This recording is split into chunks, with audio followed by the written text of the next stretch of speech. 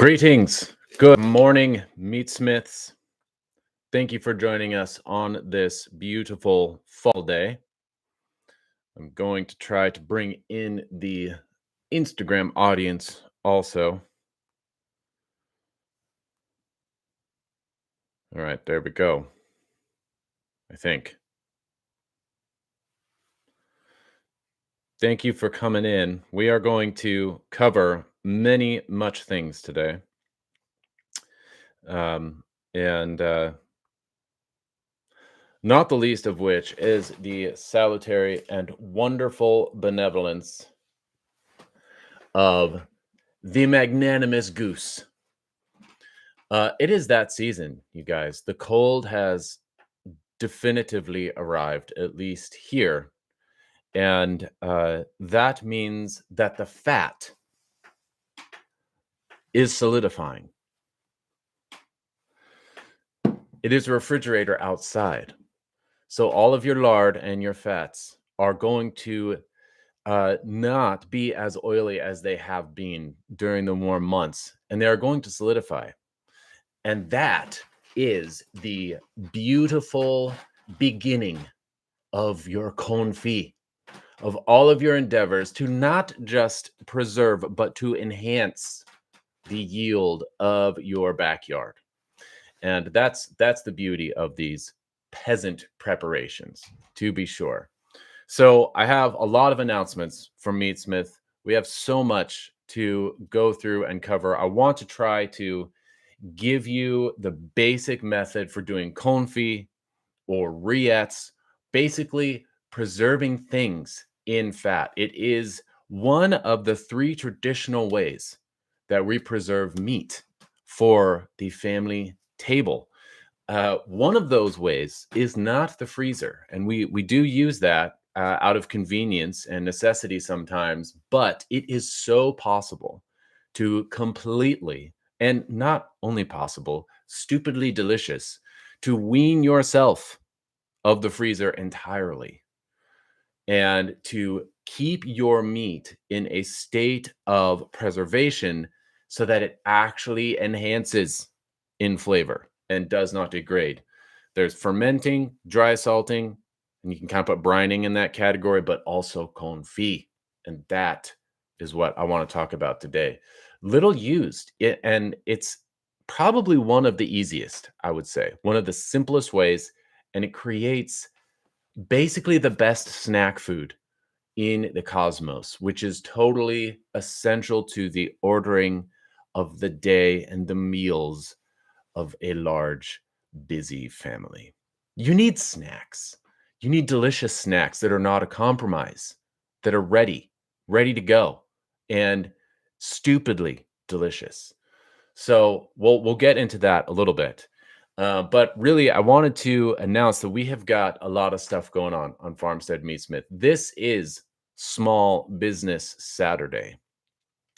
And I run a small business, and many of you do too. And so I'm sure you know what that is like. It's kind of crazy. It's kind of crazy to run a small business in this era, in this economy, where the what is the word? The not economy of effort, but the advantages of scale have totally plagued and taken over everything, where large mass production of services and goods dilutes the quality of all of it. And you, a small business owner, are out there resolutely fighting against the degradation by producing something true, good, and beautiful. And that's kind of tricky. And what I have learned as a small business owner is that the default setting, and I know you all can relate to this if you have a small business, is that you do all the things yourself. You are the expert trash emptier. In my case, I am really good at washing dishes. I haven't really done a full class on dishwashing, but we do 3 days on harvesting pigs and cows and poultry and everything. I could do a day long class on washing dishes. It's a little weird. There's a technique to everything, but I'm really, really good at washing dishes. And as a small business owner, I'm also the person that I created my website, and some of you can tell. And I have designed the membership, and you hold all these balls in the air all the time as the owner. And it's tricky. It's tricky. Things fall through the cracks inevitably because you are but one person, and you actually do not possess all the panoply of talents and skills that are necessary to run a small business in this age. So, in due recognition of this fact, I am happy to take on help. And so that is what I'm endeavoring to do this year. I'm going to take on a very competent marketing help, because that is one ball I'm sure many of you have noticed that I have dropped many times. And marketing is one of those things that is totally essential to a small business, because here's the thing about your amazing product, your amazing service: nobody knows about it, does not exist. Ergo, it's a tree falling in the wilderness with no one there to hear it. And when you have that marketing team, then you can actually put it out there so that people know it, because we don't live on Main Street anymore. And we just got to visit an old town, Oroville, California, recently as a family for a family trip. And um, the old town, the Main Street was the place where people passed by. It was where economy happened. And now, I mean, any old town, even outside around Oklahoma, where we live, anywhere, they have the main streets, but they are vacant. They are empty. Nobody uh, practices economy there. No one is sustaining themselves locally with small businesses. So no one's walking by your storefront. Ergo, you have to grab them. You have to go find them. And that is what marketing does. And so I am hiring. I'm hiring, taking on a partner to help me with marketing in all humility, realizing I can't do all of it. It only took me 15 years to realize that I can't do all of it, you guys. But now I'm there. I know I can't. And the few attempts I've made have not been great. Um, and so we're going to be doing that, and that is really going to help get things out and make things smooth, because that's the other thing that marketing helps with. It's not just advertising, right? There's so much more going on. We need to make the website operate more smoothly. So we're planning to do a rebuild so that the website operates smoothly, uploads quicker, moves quicker, with less hiccups on your mobile device. And all of this takes funds, it takes time and expertise, which I am happy to employ skilled people to achieve. It's so great. I don't know about you. I actually get like deep positive delight from paying someone that does a good job for me, that practices their trade. Oh, I love it. I never imagined like haggling, with a tradesman. And I consider marketing, website rebuild, all trades. It is so deeply satisfying when someone gets in there and they do the thing that they're good at. It's like that was invaluable. It took you so many years to learn that. I I positively rejoice to compensate you for this, not just this project you've done for me, but really I'm getting the benefit of all the years of experience that you have built up in plying that trade, in gaining that skill, the school of hard knocks, suffering and sacrifice to be good at that. So I love it. I love working with other people that are good at what they do. Um, so we're going to be doing that, and that is going to be great. We're going to launch an online storefront. So this is a new thing. For 15 years, you guys, I have been sending out tool lists of very detailed list of equipment that you need to enrich your family table all on the home scale. Because there's this discrepancy out there with meat processing equipment where there's like the industrial grade stuff that you need a forklift and, three-phase power to operate, and it's thousands of dollars. You can't afford this, right? And then there's the domestic, like, made for home use stuff way down here that you can get on Amazon and stuff. And that stuff is uh crappy. It breaks. All the capacities are too small. It's like you don't need a 5-pound sausage stuffer. Please don't get one of those. It's only $80, and so that's why it's tempting. But with the domestic scale stuff, you get with your what you pay for. What you need is the stuff that is actually useful for the well-off homestead, the well-off frugality of the homestead, to steal a phrase from Jane Grigson, one of my favorite authors. And that category is very difficult to find. And so I have had to, for years, I've been curating this list of, again, other small businesses. These are small producers. There is a man whose last name is Penrod, which is so poetically perfect. And he lives in Missouri, and he makes the best gambrels in the universe. And when you call him, when I first called him to order my gambrel, because I saw it on his also homemade website that he set up. Clearly, I love it. It was a jewel. And he has these gambrels, these pictures, and I saw it and I was like, oh my goodness, that is the gambrel. Now, a gambrel, many of you know, is the spreader, right? That you hang an animal by from its back legs, and it pulls the back legs apart, makes evisceration splitting easy. And Mr. Penrod is the only genius on the terrestrial plane who has made the spreader separate from the hooks, and they pivot in and out. And of course, all you Meatsmith members out there, you've already purchased this thing because it's the best. It will last you generations, and it's made of stainless steel and very thick, rod stock of stainless that is artfully curled and curved, and it's beautiful. um Mr. Penrod nailed it.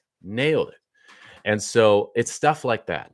It is perfect for the backyard scale, for home scale processing that actually works. And the unique thing about his independent swinging hooks is that you can take one side off at a time without dumping the opposite side of the carcass in the dirt that you just assiduously and devotedly cleaned through scalding and scraping or skinning, whatever it may be. So brilliant design and perfect for domestic scale processing. So it's stuff like that. We need to launch this storefront, and including hats, and we're going to work on creating more of these things. Again, another thing, right, that I, as the small business owner, have to admit I do not have time to do. So I am going to bring on other people to help me design hats and apparel, because you guys, you need natural apparel, okay? You need wool. You need a wool waistcoat or vest. The cool thing about actual 100% wool is that you can get blood and fat on it and hair, and you go like this, and then it's gone. That's the miracle of truly 100% wool apparel. So it's stuff like this that we're going to be over time populating our storefront with.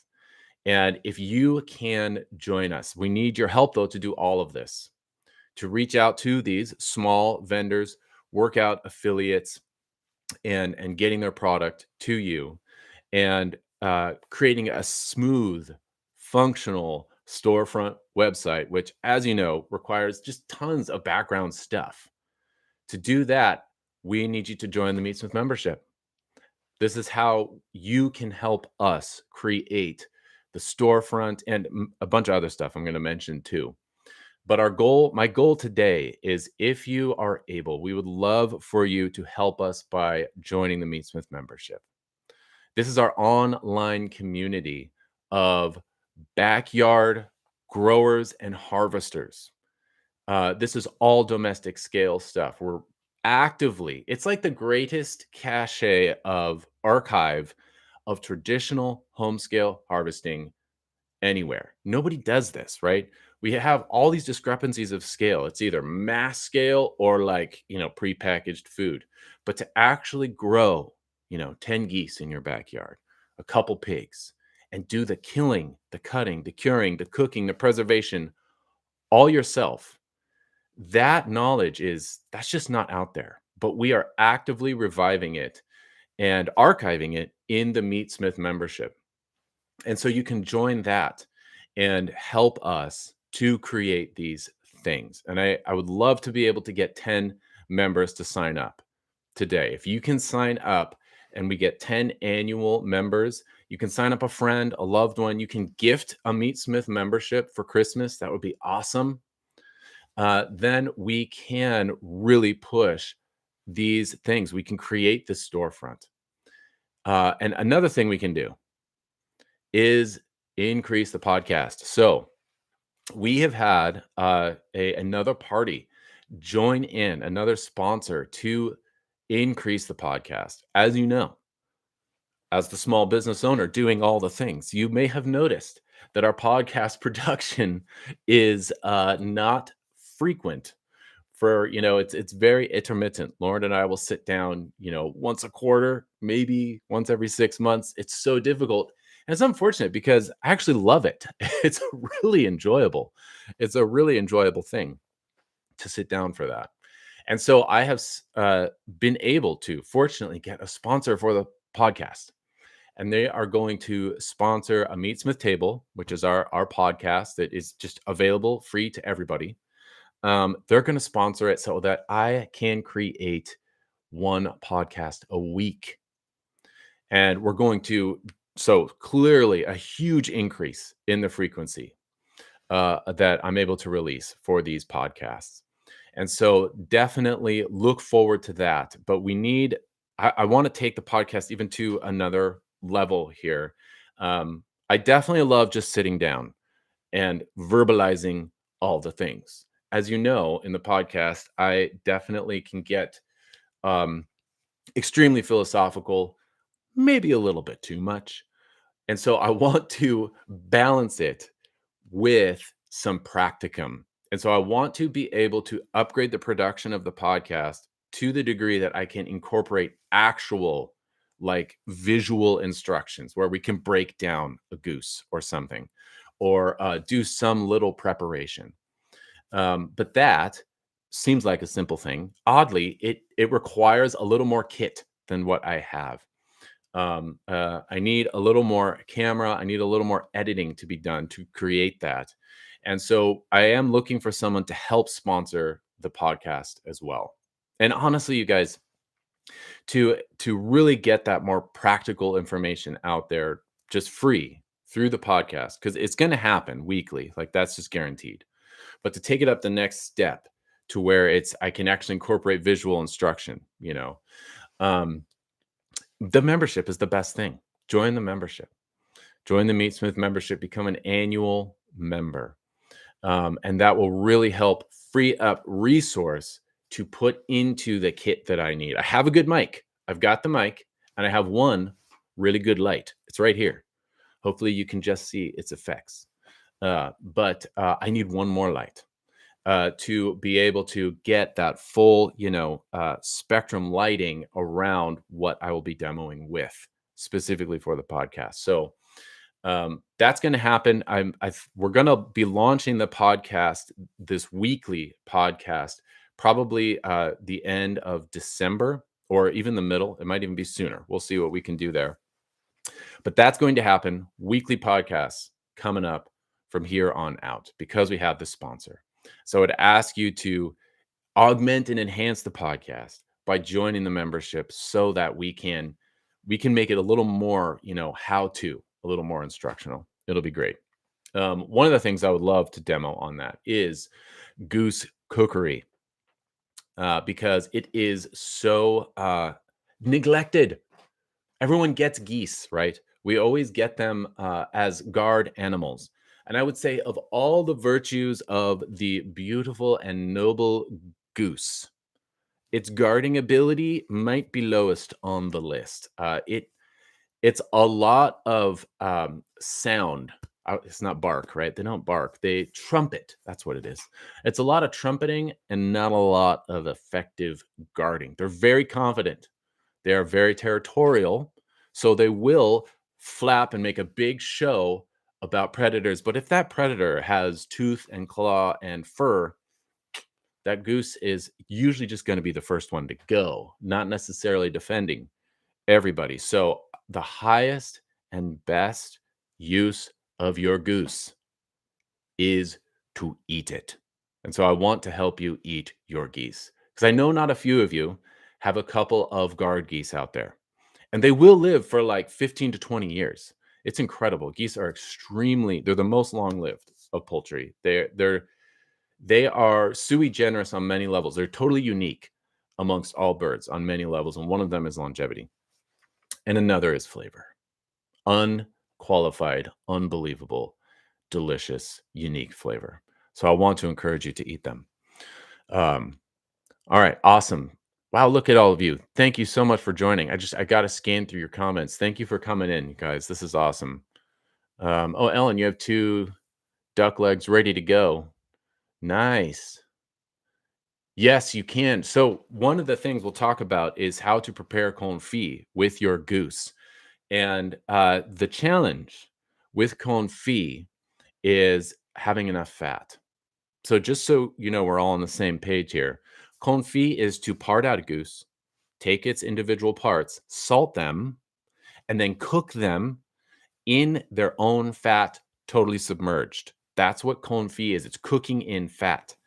And sometimes you can't quite get enough fat. You can supplement with other fats from other animals. Don't use, any vegetable oils or anything like that.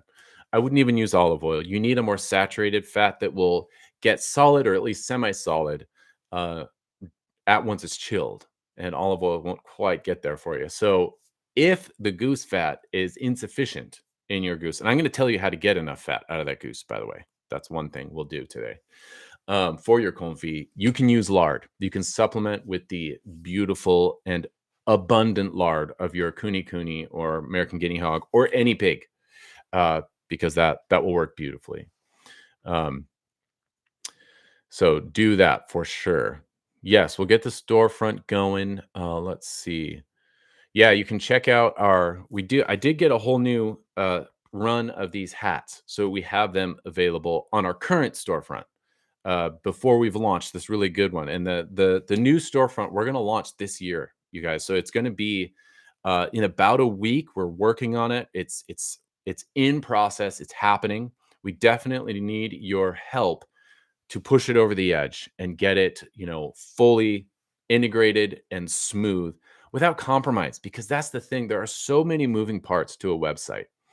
And I know just enough about building websites and web pages to know that there are a bajillion moving parts that defy my comprehension. And to get it just smooth and working every single time requires the alignment of a lot of little tiny things to work perfectly. And so we need that because we don't want to launch a janky one. I don't want to launch a storefront that's like messing up every once in a while. So to take it to, that perfect smooth operation, we do need your support. And again, the best way is to buy a membership, a Meatsmith membership from our website where you can sign up for an annual membership for yourself or for someone else. And as a gift, it would be great. And we can get that done. And we're going to get this launched in about a week. So it will still be in time for some Christmas shopping. We'll get that storefront going so you can equip the homestead. All right, let's see here. I'm gonna scan your comments really quick. Yeah. Oh, thank you, Ellen. That's awesome. Catholic Man Show. Thank you. Uh, yeah, it is a lot of content to fill 52 episodes. And as you know, a multiplication of words is not a thing that I have a hard time with to fault sometimes. And that's the other thing. We have so much that goes unrecorded. Ugh. I am not, it's weird that impulse to grab the phone and record things. I do not have that thing in my brain. And even if I did, it's hard to make it quality, right? I'm not just documenting some foodie exploit. I really want to break down processes for you guys. And we do it all the time. Like we just survived. We took a family trip for a burial in the family in California. We just did this big trip. It was nuts. We took all 11 of us in a motorhome and we drove out to California. It was wild, but it was doable and we didn't compromise, you guys. We didn't eat junk. We didn't all get sick with, gastrointestinal stuff because we ate well the whole time. And the reason we did that is because we just did a huge goose, duck, and pig slaughter. And we had created a ton of confit. It was delicious, and Lauren baked a ton of bread, and we were able to bring this food that travels well. And you know what? Our it's so funny. I I got this RV. I rented this RV, and the fridge didn't work at all. In fact, as I was the last day, as we were cleaning it out, I finally got it to work, but we were done with it. So it was totally useless. But you know what? It didn't matter because it was full of things that were already preserved. They just needed to be semi-chilled, but even then, it's so flexible. It was full of jars of confit and kefir, all of which is relatively imperishable even outside of refrigeration. So we're able to do all this. All that to say, we are constantly harvesting, cooking, m- creating traditional preserves and preservations all around meat. We don't buy any meat, and all of it goes unrecorded. And this is all the time. This is just how we live. And I just lack the team, the resource to capture it all and create classes out of it and put it out there for you. And so that's part of why I really just am looking forward to getting on the podcast more often so I can relay a lot of that, but then also specifically just increase the frequency and the depth of the instructional content that we put on the membership. And that is really what my goal is for all of this.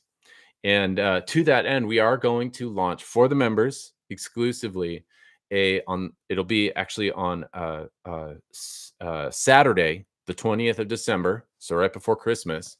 We're going to do a live online goose roasting seminar. We're going to cook a goose or two, and since it's really difficult for me to create an instructional thing that doesn't involve killing something because that really informs the whole process when you see that whole narrative. We'll see how much I can fit in there. So there might be some slaughter. At least we'll address the depilation and the proper preparation of the goose so that when you roast it, it is mind-blowingly delicious. So that will be on the 20th, but it's just for members and it's going to be live.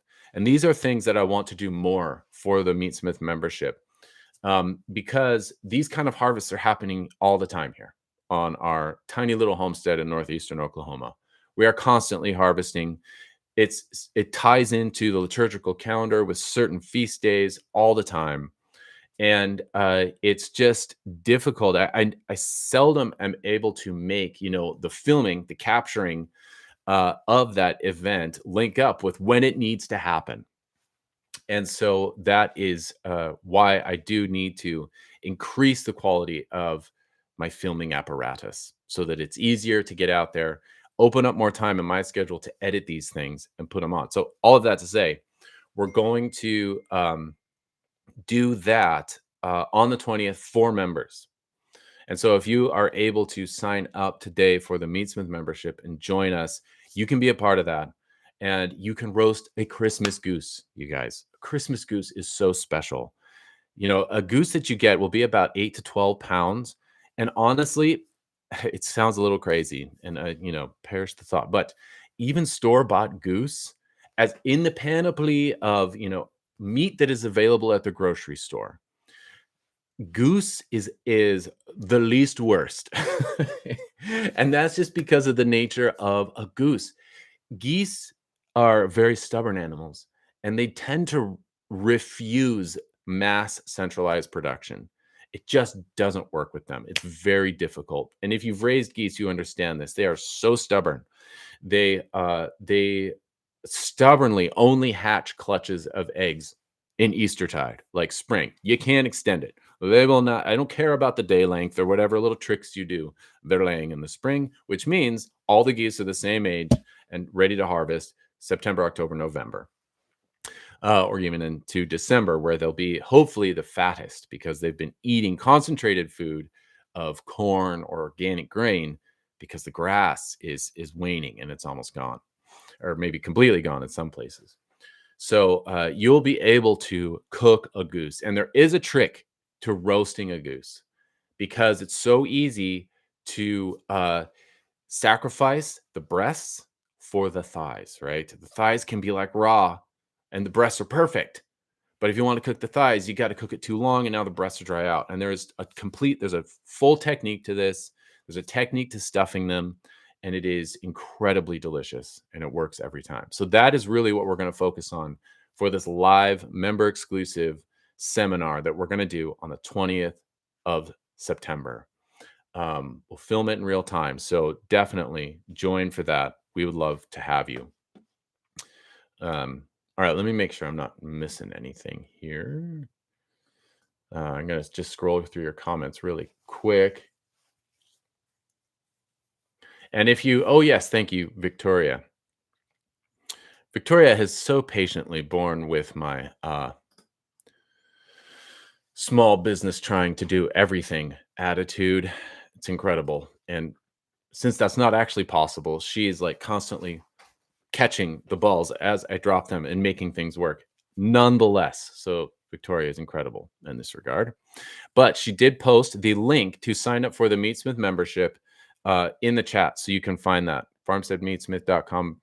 And you can see the whole, the URL there. So click on that in the chat to sign up for the Meatsmith membership so that we can get those additional members to help us produce a really instructional podcast regularly for everybody, to offer more live content, longer form live instructional content, capturing all of the harvesting that we do here for the Meatsmith members.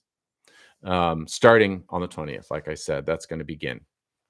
And that's really what your membership will enable.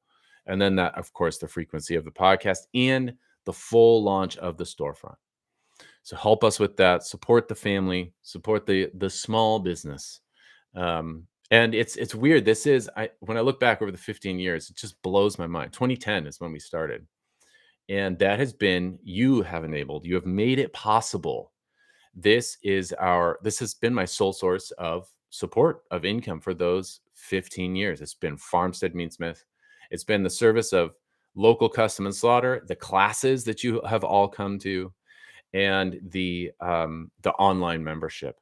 And then we sold some meat shares over the years. And it's piecing all those things together to create this Farmstead Meatsmith that has supported us. And it's amazing. And we've experienced a little downturn in the last year or so, and things are getting a little tighter and it's tricky. And so we are really trying to create more value and broaden the reach so that more of you know out there what we're doing here and how you can enhance the abundance of your family table. Because that's really the whole point of this. I want you guys to raise geese and eat them. I want you to spoil yourselves with the best meat. And of course, that is the stuff that you produce yourself and harvest yourself, such that you are incapable of ever purchasing meat again. Because it's a different of, not just degree, but kind from the meat that you produce. You won't be able to go back. So I apologize in advance for that part of it. But man, once you taste that bacon that you have cured and smoked, and you've just dialed in the salt quantity, which we can show you how to do on the membership, I'm sorry, it's over. You'll never purchase bacon again. It's just too good. And so that's what I want for you. That's what we try to create. That's what we produce That's why I produce educational content on the membership and the podcast, and especially in our classes. So definitely join us for that. And then let's see here. Hey, Travis. Travis is a member. Yep, up in Wisconsin. And he has been raising goose. Oh, you guys. So here is the beauty of the Meatsmith membership. Okay. Travis is an example. He's up there. He's a expert, like a professional vegetable grower. They've been growing veg and selling it.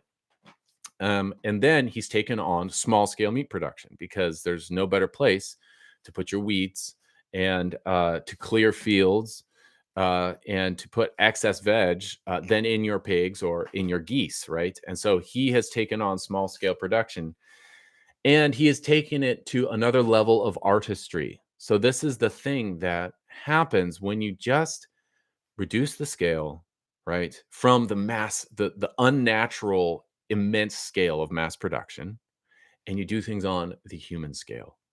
You find that there is an order to livestock. You find that there is an order to the way things are put together, including, and I mean, by things, I mean animals like geese and pigs. On the mass scale, when you're trying to slaughter 34,000 pigs a day, literally, you have no time to see that order. You have no time to see the design. But when you can see the order, the design of the pig, the nature of the goose, then, and all you have to do is do it on a small scale to see this, then you can unknit that goose in a way that accords with the way it was put together. That was too many ways, but you know what I mean? It's knit. It's like a tapestry or a quilt. It is put together in a way. And the art, and it is an art, right? We're not just extracting protein. It is an act of reason of a rational animal, you, the farmer, the homesteader, the art of taking it apart with respect to the way it was put together. And when you do that, you eliminate waste. There's no waste, and you maximize flavor. And so just lowering the scale to the backyard, you get all this benefit. And so on the membership, we have a closed Facebook group for members only and for people that have attended our classes.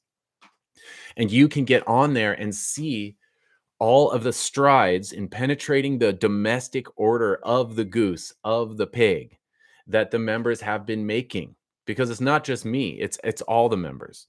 And so Travis discovered this here machine, you guys. I got one, Travis. This here is, there it is. Look at that. This is a pin feather plucker. And these little bars spin up here. And this is, I think, the only created item in the cosmos that can actually remove the pin feathers from waterfowl.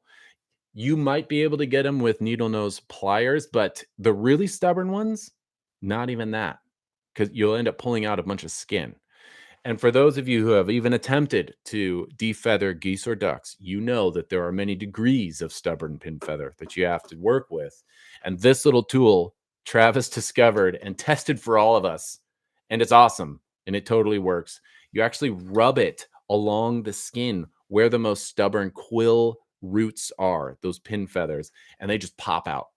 And it's highly satisfying. Anyway, thanks for that, Travis. We used it. It was great. Oh, that's great. You harvested 40 and sold 25 geese. That is awesome.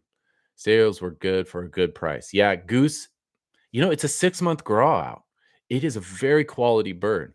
And it is the trick with goose is people can be deceived by it, right? Because it's not as big as like a turkey.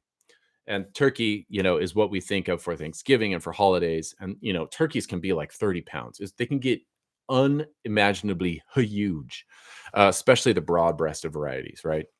Geese are never going to be that big. They're always going to be 8 to 12. Maybe you'll have a 15-pounder in there. And so it's like, it's at first glance, it's hard to sell a goose, to people, but they need to understand that a little bit of goose goes a long way. It is so rich. You guys, goose meat has more iron than beef. It is so nutritious. And until I mean, this is my plan. I'm not really planning on this. I hope this doesn't happen. But if I ever get the alpha gal, allergy to mammal meat that comes through a tick bite, I'm going on a all goose diet, because I think that would be the closest and in many ways superior to the nutrients that beef supplies. But it is so rich. It is so rich that a smaller goose will go further than a fat bland turkey. And that is the truth of the situation. You actually consume less because it is so rich. It is so satisfying. Geese are grazers, you guys. They graze on grass and they turn it into fat, into liquid gold, and all dark meat. There's no white meat on a goose. It's all dark. It's delicious. It's so good. A little bit goes a long way. So yeah, and that's what I look forward to doing. I'm gonna show you how we can roast that goose on the 20th if you become a Meatsmith member. And we're really trying to today specifically sell. I need to get 10 new members. Online, go to the link that is in the chat, and you can sign up to become an annual Meatsmith membership. And it's a great way to go. You can even go in like halves with someone to buy it as a gift for someone else that you know would benefit from. Even, I mean, everything is on there. It's how to raise the animals, how to fence them all on the home scale, how to kill them, and then how to cut them up, cure them, and there's lots of cooking, lots of cookery on there. That's all on the membership. And so even if you're not raising animals, you can benefit from learning how to cook them and prepare them in due regard with their nature. Because even like being acquainted with the way they're raised and slaughtered, you guys, the harvest and the husbandry. So the way they're raised, they're husbanded, and the way they're harvested, those are the most decisive ingredients in any recipe. I don't care what else you do after that. If you get those right, you have delicious food. You have delicious roast, a delicious braise.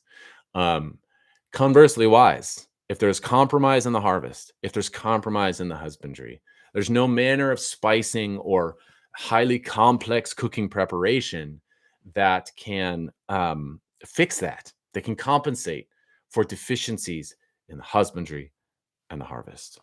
So do check that out. Help us reach that goal of getting 10 new annual members. Whether you already are one, maybe buying as a gift for someone else, going in, partnering with someone else on getting a membership, it would be awesome. And that would help us with weekly podcasts, more live member specific content that is truly instructional, in addition to the over 70 recorded videos I've already put it on the membership. Because that's the thing, there'll be live workshops, but then they go and they're permanent. They stay on the website so you can refer back to them over and over. And then we will also be able to really create a streamlined, smooth, polished storefront that will have everything in that mid range, that range that is not industrial, but also not pathetic and little, made for home use version, but actually works for the well-off homestead, the well-off frugality of the homestead. Let's see. And then, so yes, before I get too far, I do want to show you some delicious confit stuff that we have got going on here. It's really good. This year, we survived our trip to California because of rillette and confit. That's how we lived. Every morning, breakfast was literally bread. I didn't even toast it. Sometimes we did. You don't have to. Bread smeared with some rillette. So you guys, this is rillette. You see in the camera there. You see, it's mostly lard. It's mostly fat. This is pork. So rillette is a version of confit. So you could take the belly of a pig or a shoulder, any fatty cut, and you cut it up into like egg-sized chunks. And then you salt it. You weigh that meat and you salt it at 2%. So weigh the meat, whatever 2% of the weight of the meat is, that's the weight of the salt. And you distribute that over those chunks, mix them, and then refrigerate them overnight. And then the next day, it's so simple, you guys. It takes 2 minutes to convey this. The next day, you take it out of the fridge. It only needs one night. You could go 2, you could go 4, it doesn't matter. But it only really needs 1. Take it out of the fridge, and then you have a pot of lard ready to go. And this lard is warm, so it's liquefied, it's totally melted, and it's a sufficient quantity to submerge the meat that you just pulled out of the fridge, right? The diced up belly that's been salted, or the not diced, chunks, chunked up shoulder that's just been salted overnight. You just want it to be submerged with none of it sticking up out of the top of the lard in the pot. And you put all that meat in the lard, totally submerged, and you just let it simmer. And you want it to simmer until you can take your favorite wooden spoon and go down and pull up a piece, one of those chunks of meat, and push it on the side of the pot. And if when you push it on the side of the pot, it just yields and surrenders to your pressure with the spoon and completely just falls apart, it's done. And that might take 2 hours, 3 hours maybe. I've actually never timed it. I just go in there and smush it and see where we're at. And then you want to strain it. Okay, so you want to retain all that lard. The meat is now cooked, and so I use a big slotted colander, fine mesh, right, like a screen, and it's got a big handle on it. And I can scoop down in it, pull up all those chunks, and I put them in a roasting pan or some big heat tolerant container like a hotel pan. And you just scoop it all out so that you just have the hot lard remaining in the pan. And then while it's still hot, I like to add black pepper. It's already salted, so you don't need to add salt, which means it's already delicious, you guys. When you have sufficient salt in a medium of very healthy fat, the flavor game is over. Like, you won. You got it. It's going to be delicious. Anything you do after that is just for fun. But you have the basic elements of flavor established. You have sufficient fat, you have sufficient salt. Done. Okay, so I still like some black pepper though, and I'm pretty generous with it. So then in that heat-proof bowl, you've got all that cooked, basically pullable pork now, and you get a potato masher and you mash it all up. And you're just making it stringy like pulled pork. You're pulling it apart. That's what you're doing. And then you take tongs, all while it's still hot, and you take chunks of that shredded, now cooked pork, and you put it in your jars. And you do like a couple chunks or a couple tongs worth of meat, and then a little ladle of the hot fat. And then you keep going, meat, fat, until you get to the top. This was the last jar, so I didn't fill it all the way. But you get to about within an inch of the top, and then you leave that space empty, no meat in that space, and then you just cap it with lard, solid lard, and then you refrigerate, and it keeps for months, many, many months in your fridge. Not only does it not go bad, it goes good. It actually enhances its flavor to stay in there. That is Riette. And when you're ready to use it, you take it out of the fridge, you put it in an RV fridge that doesn't work, and then it'll warm up a little bit to be a little easier to spread, right? And then you just take bread, and you can fry that bread in some of the lard from the top of the jar, just so it's got some stiffness to it. And then you spread with a butter knife the pullable Riette all over the bread. And then you eat it. And it is stupid delicious. It is incredibly rich.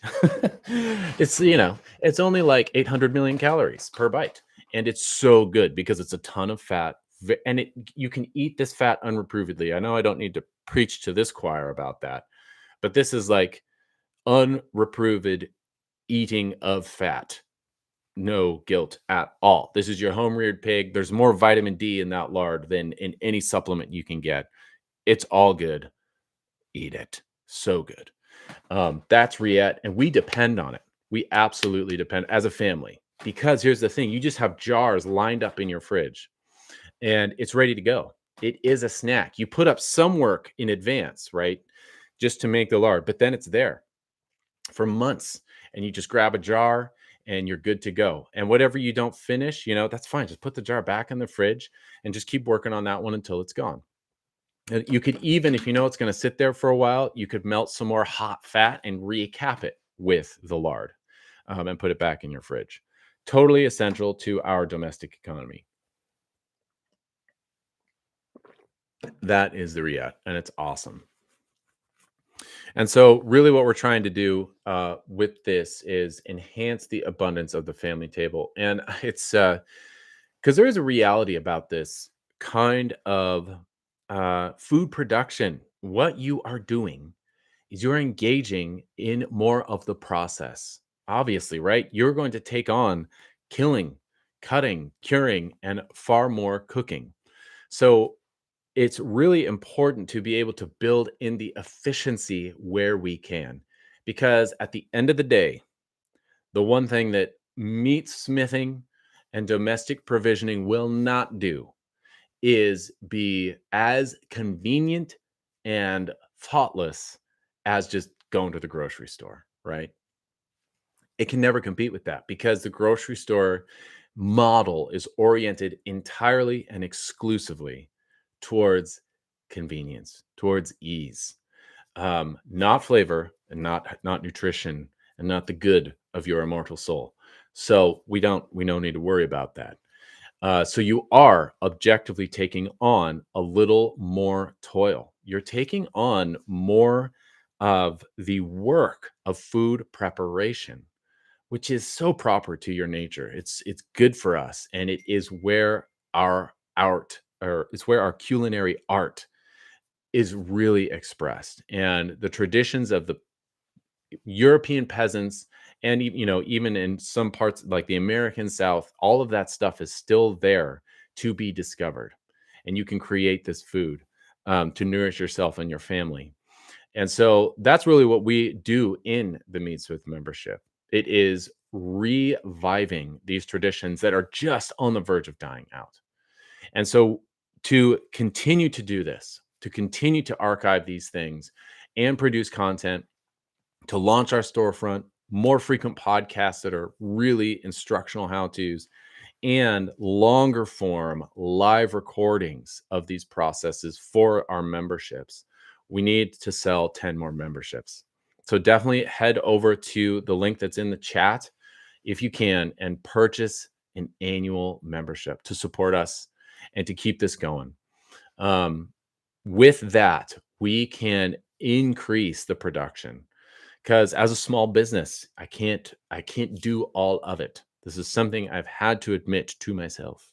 I do need help, and so I'm taking on help to accomplish it, and to broaden the reach by taking on marketing help and to really streamline and make things smooth. Uh, as far as the functionality of the website goes, the frequency of production, especially that I'm able to accomplish. And this help it'll be really good, you guys. And to enable that, I just need your help. I need to sell some more annual memberships. And so do purchase one as a gift, for friends or family, anyone that you think would be into this, would benefit from over 70 films archived on the membership. The membership to the exclusive closed Facebook group where so much knowledge is archived and shared about small scale traditional provisioning in every region in the United States. It's pretty cool. And indeed overseas. And there's so much on there. There's written PDFs. There's huge archive of forums for much longer form discussions and writings, archiving a lot of this stuff. And then we do monthly chats. We get together on the membership once a month, and we connect like this, and we share what we've been doing, what we've been harvesting throughout the year, and it's really great. So do think about helping us with that. Join the Meatsmith membership, become an annual member, and I'm really excited for what that will enable us to do for 2026. Because it's always something I'll be in the middle of a process on the farm, like we're harvesting geese or I'm making confit. I'm like, there's like 35 people on the membership right now that asked me about this, this thing. They want to know how to do it, but I can't record it because I don't have the time. And so that is really what I'm trying to fix, is to enhance the quality and the quantity of productions that I can put on the membership. And to do that, I need to free up time and get help to help me do it. And that's really what the getting these 10 memberships out there will help us do. And you can see we're doing it, regardless. We're going to have the podcast go from every week. And we're going to do this live How to Roast a Goose on the 20th on Saturday. So we're just starting it, right now for 2026. And we're just going to keep going. So help us in that. It'll be awesome. It'll be really wonderful. I look forward to it because I want to record this stuff. It's fun. I find it inherently winsome and beautiful. It'll be great. Can you pressure can re-et so you can keep it on the shelf and not in the fridge? Yes, you can. I've never done that, but that is possible. Yeah, pressure canning will work. I think I've known some people that have done that, but I haven't done it all the way myself. And yeah, let's see. I want to look at some of the comments here. So you've got a goose migration moving to the freezer in the next couple of weeks in preparation for Christmas feasting. Currently fattening on corn, rice, and apples. Nice. That is great.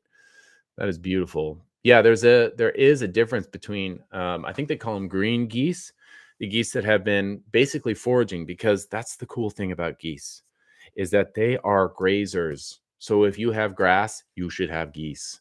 They eat like cows. They literally nibble the grass, you guys. It's incredible.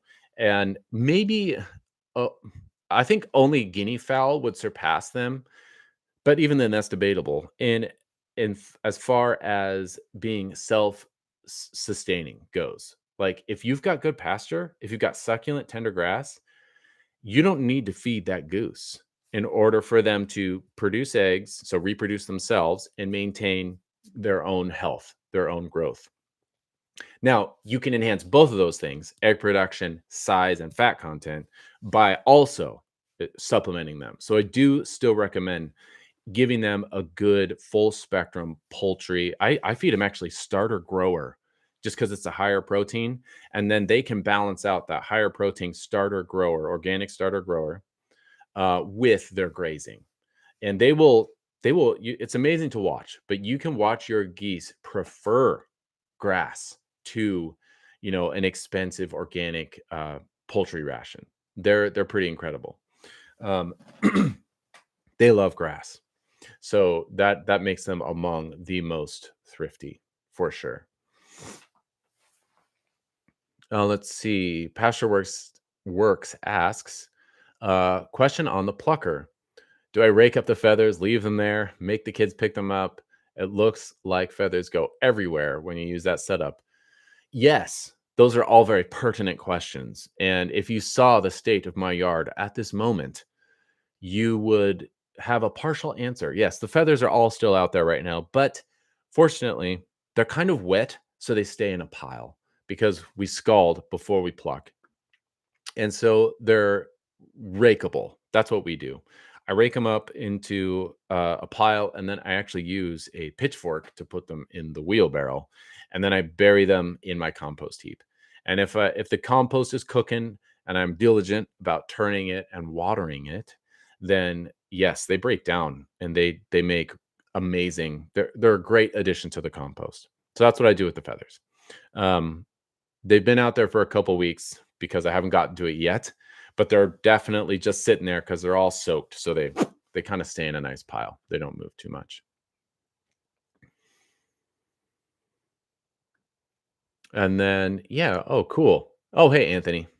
He asks, on the hog order form on my website, farmsteadmeatswith.com, you have a space to list the number of family members who will enjoy the side. Yeah, that's right. How does the number of guests shape your approach to the carcass? Yeah, good question. So I ask how big someone's family is before I cut up their pig, and it's actually on the order sheet so that so that I know how big their family is. And that primarily applies to the wrapping, how much I'm going to wrap, like how many chops I'm going to wrap, right? If I've got a huge family and they want pork steaks or something, that will determine how many chops go in each package that will go into the freezer, how many slices of bacon into each package, right? I'll adjust accordingly. And also, if it's a huge family, like it's like a young family that goes to our parish and there's, 8, 9, 10 of them or something, then I know that they want huge shoulders and leftovers. They relish leftovers because that's how you can consolidate your cooking on like Sunday. You do a big meal on Sunday and then you've got amazing leftovers throughout the week. It's much more efficient that way. So that's usually why I ask for that. And then let's see. Great. I'm looking at the comments here. Can you pressure can? Yes. Have you collaborated with Catholic Land Movement? Not much, a little bit. I've trained a lot of people that are involved in that. I haven't been able to get out to their to their event. I know they do annual conferences. I've almost showed up because they have regional chapters throughout the country, and I've almost been able to get to some of those conferences, but they fell through, towards the last minute. But yeah, it looks like they're doing great work. Are Muscovy or geese preferred on your homestead, and why? Good question. We have lots of grass, and geese make better use of the grass. Muscovies are like insectivores. They are major carnivores. They go out and they eat the slugs, they eat the bugs really effectively. I've even seen them eat rodents that my cats have crippled and neglected to eat. The Muscovies will go clean them up. It's pretty incredible. So for me, I do prefer the geese for my homestead because of that. I've got the grass, and I really like the fat. So I love Muscovies though. They're awesome. They're super delicious. Their meat is deep red, very dark. It's like venison. The one drawback that they have is that they are lean. They're not a fat palmipede. They're a different species than mallards and pecans. They're a tree roosting, non-migratory Amazonian duck. They're crazy and they're silent. They don't make sounds. The females will quack sometimes, but that's not that loud. But they're lean, and I really like palmipede. The webbed-footed variety of waterfowl, which is probably all of them. I love the fat. That is, we pejoratively call it grease. Oh, that goose is greasy. It's like no. It is imbued with lipid gold that is so good and so essential in your kitchen, especially for confit, which we can talk about. It's really good. I love them. And then we have some goose-related questions. Can you roast a turkey like a goose? Turkeys are a little... Actually, is it similar? Let's see. No, I would say that turkeys are... Okay, here's what I'll say.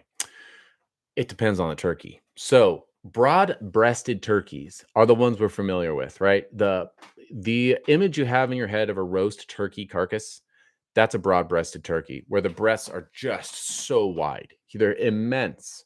That is a result of hybridized breeding.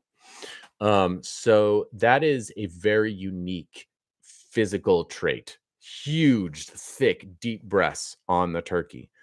Those ones pretty much cook evenly. So it's simple. You just do 30 minutes at high temperature and then down to a moderate temperature until it's cooked to the temperature that you desire. Usually like, 147, 150 degrees Fahrenheit. And because the breasts are so thick, they cook evenly with the thighs, if that makes sense. So you don't have that discrepancy between thigh and breast. However, if you are roasting a double-breasted turkey, which is just to say a heritage breed turkey, with much thinner breasts, you have the same challenge of there being thin breasts and thick thighs. So the breasts will be dry and chewy by the time the thighs are actually cooked all the way through. So those ones you would apply the similar technique to roasting a goose, which we'll get into on the 20th, and specifically when we do the online member how to roast a goose seminar for the Meatsmith members. It'll be awesome. And then definitely, for that, if you want to be a part of that, whoa, screen is jumping around here.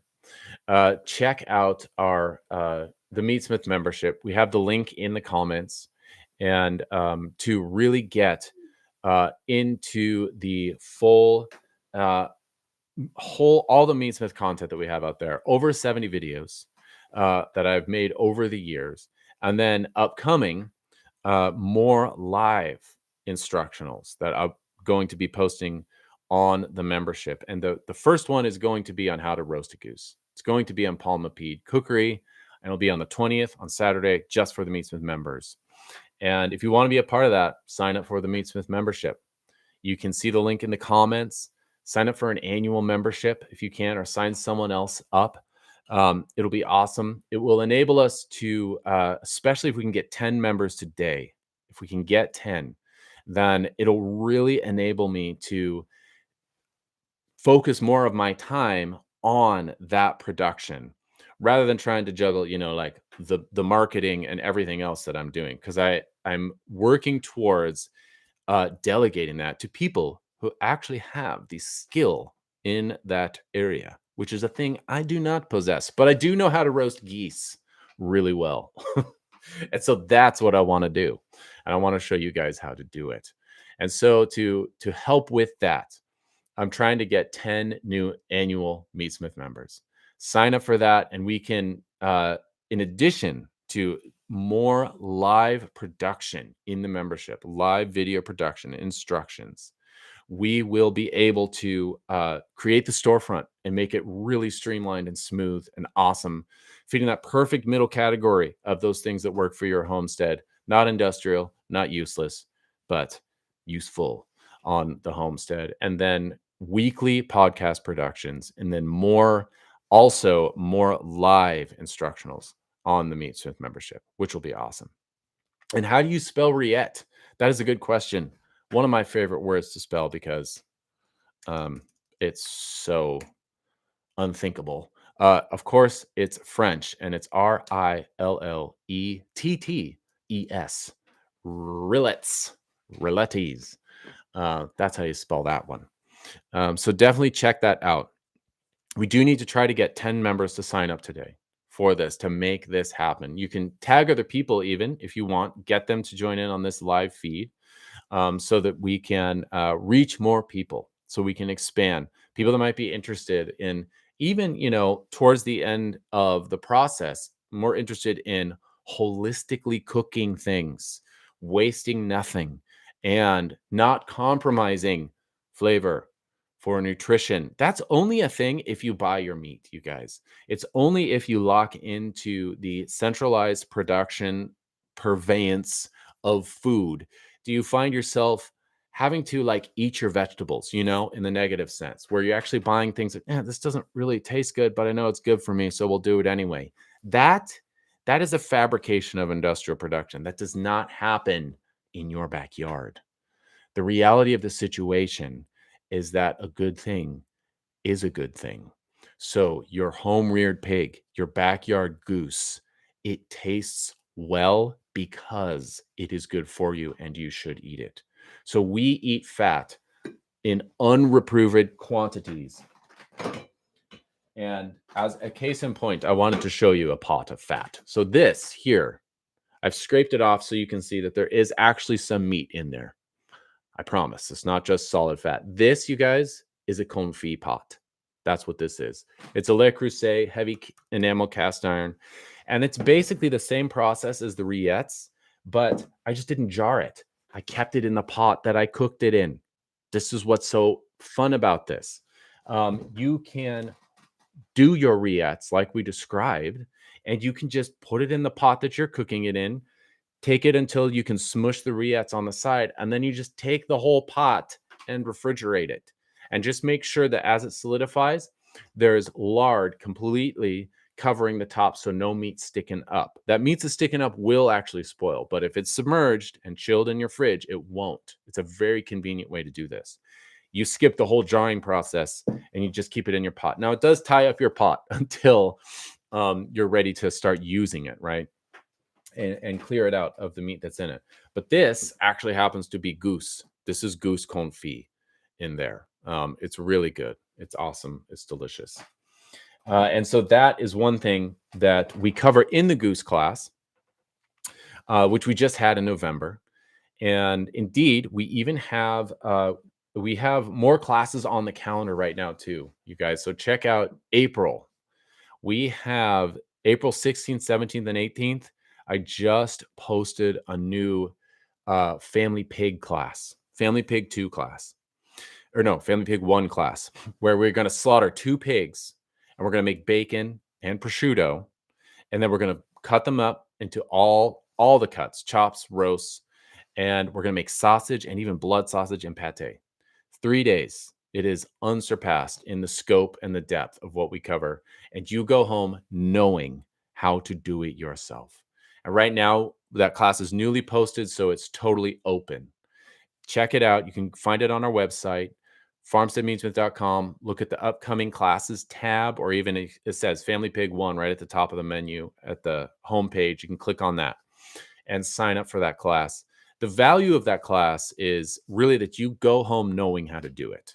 Like, I'm going to show you how to shoot a pig and how to bleed it out, how to capture the blood if you want, how to dehair it, gut it, split it, cut it, cure it, cook it, and cure it. I already said cure, all the things. It'll be awesome. So come to that class, April 16th, 17th, and 18th. We'd love to have you. That's another thing that really helps us. The classes are the bread and butter of Farmstead and Meatsmith. They keep it going. And they're so fun. My favorite thing about the classes is that we get people from all over the country, and they're all immediate fast friends instantly. There is this bond that forms around the harvesting of an animal. We're all there. We all have a common goal. And every day we experience that goal during the class when we share the meal. And we derive all of our meals during the class from the pig itself, from the animal that we're harvesting. And it's so good. It's so delicious because it is fresh and specifically killed well and raised well. We got the 2 essential ingredients sorted, so it is delicious and awesome. My phone is being weird now. Stop phone. There we go. So it's so good. So consider coming to the Family Pig class if you can. We'd love to have you. Even if you have someone, maybe a young person that wants to get into farming or into butchery or into slaughter, think about buying them the gift of a class or the gift of a Meatsmith membership, so that they can either learn online through continued education as we continue to revive these traditional methods of slaughtering, husbandry, and harvesting, and then get the hands-on education. It'll be awesome, where they actually learn by doing. And these classes are not demos. Like, it's not, hey, watch me, the pro, do it, and you just stand there. No, I shoot the pig and then I stick it, and then everyone else does everything else. So I put the knives in all your hands and you do it all. You dehair, you eviscerate, you split, you cut, you cure, and you cook. You do everything else. You stuff sausage, we make sausage, we mix it. You do it all. So you learn just not the concepts, but the actions. You get the virtue of pig killing because you get your reps in at a Family Pig class. If you want to learn how to make rillette, come to the class that is coming up actually next week and the first weekend in December, right? There's a few spots, yes, left in that one. And that is Family Pig 2, which is just the whole other side of the spectrum because there's so much you can do with a pig. And in that one, we do make rillettes. We make rillettes in that class because we couldn't fit it in Family Pig 1. So I had to design a whole nother class to make rillettes because they're worth it. And it's so good. And then I was going to show you, one of the things we do in our goose class, which is we do make confit. And it's so good. And this is the kind of thing, detailing this process, that I do all the time. Like, we live off of confit. It is totally essential to our family economy, because it gives us this snack food. It gives us this ready-made snack food. It's a little time in advance, right? And really, it's all around slaughter day. So like with geese, we kill the goose, and then over the next 2 or 3, definitely 3 days, we create confit from the day of slaughter. But then we're done. And then you have this abundant lard pot, this abundant confit pot The peasants used to put these in their larder, where you had pots, earthenware pots, in which meat was submerged in lard, right? And it's kept that way, not just so it doesn't spoil, but so that it gets better. And that is what this is. So this is actually goose confit. And what you're going to do is, here's step one to goose confit, you guys. All right. I'm going to show you the most essential element to creating goose confit, because roasting is awesome, but to really get all the value out of your backyard goose, you got to do confit with at least the majority of the geese that you raise. I'm going to show you one thing. I got to get it really quick.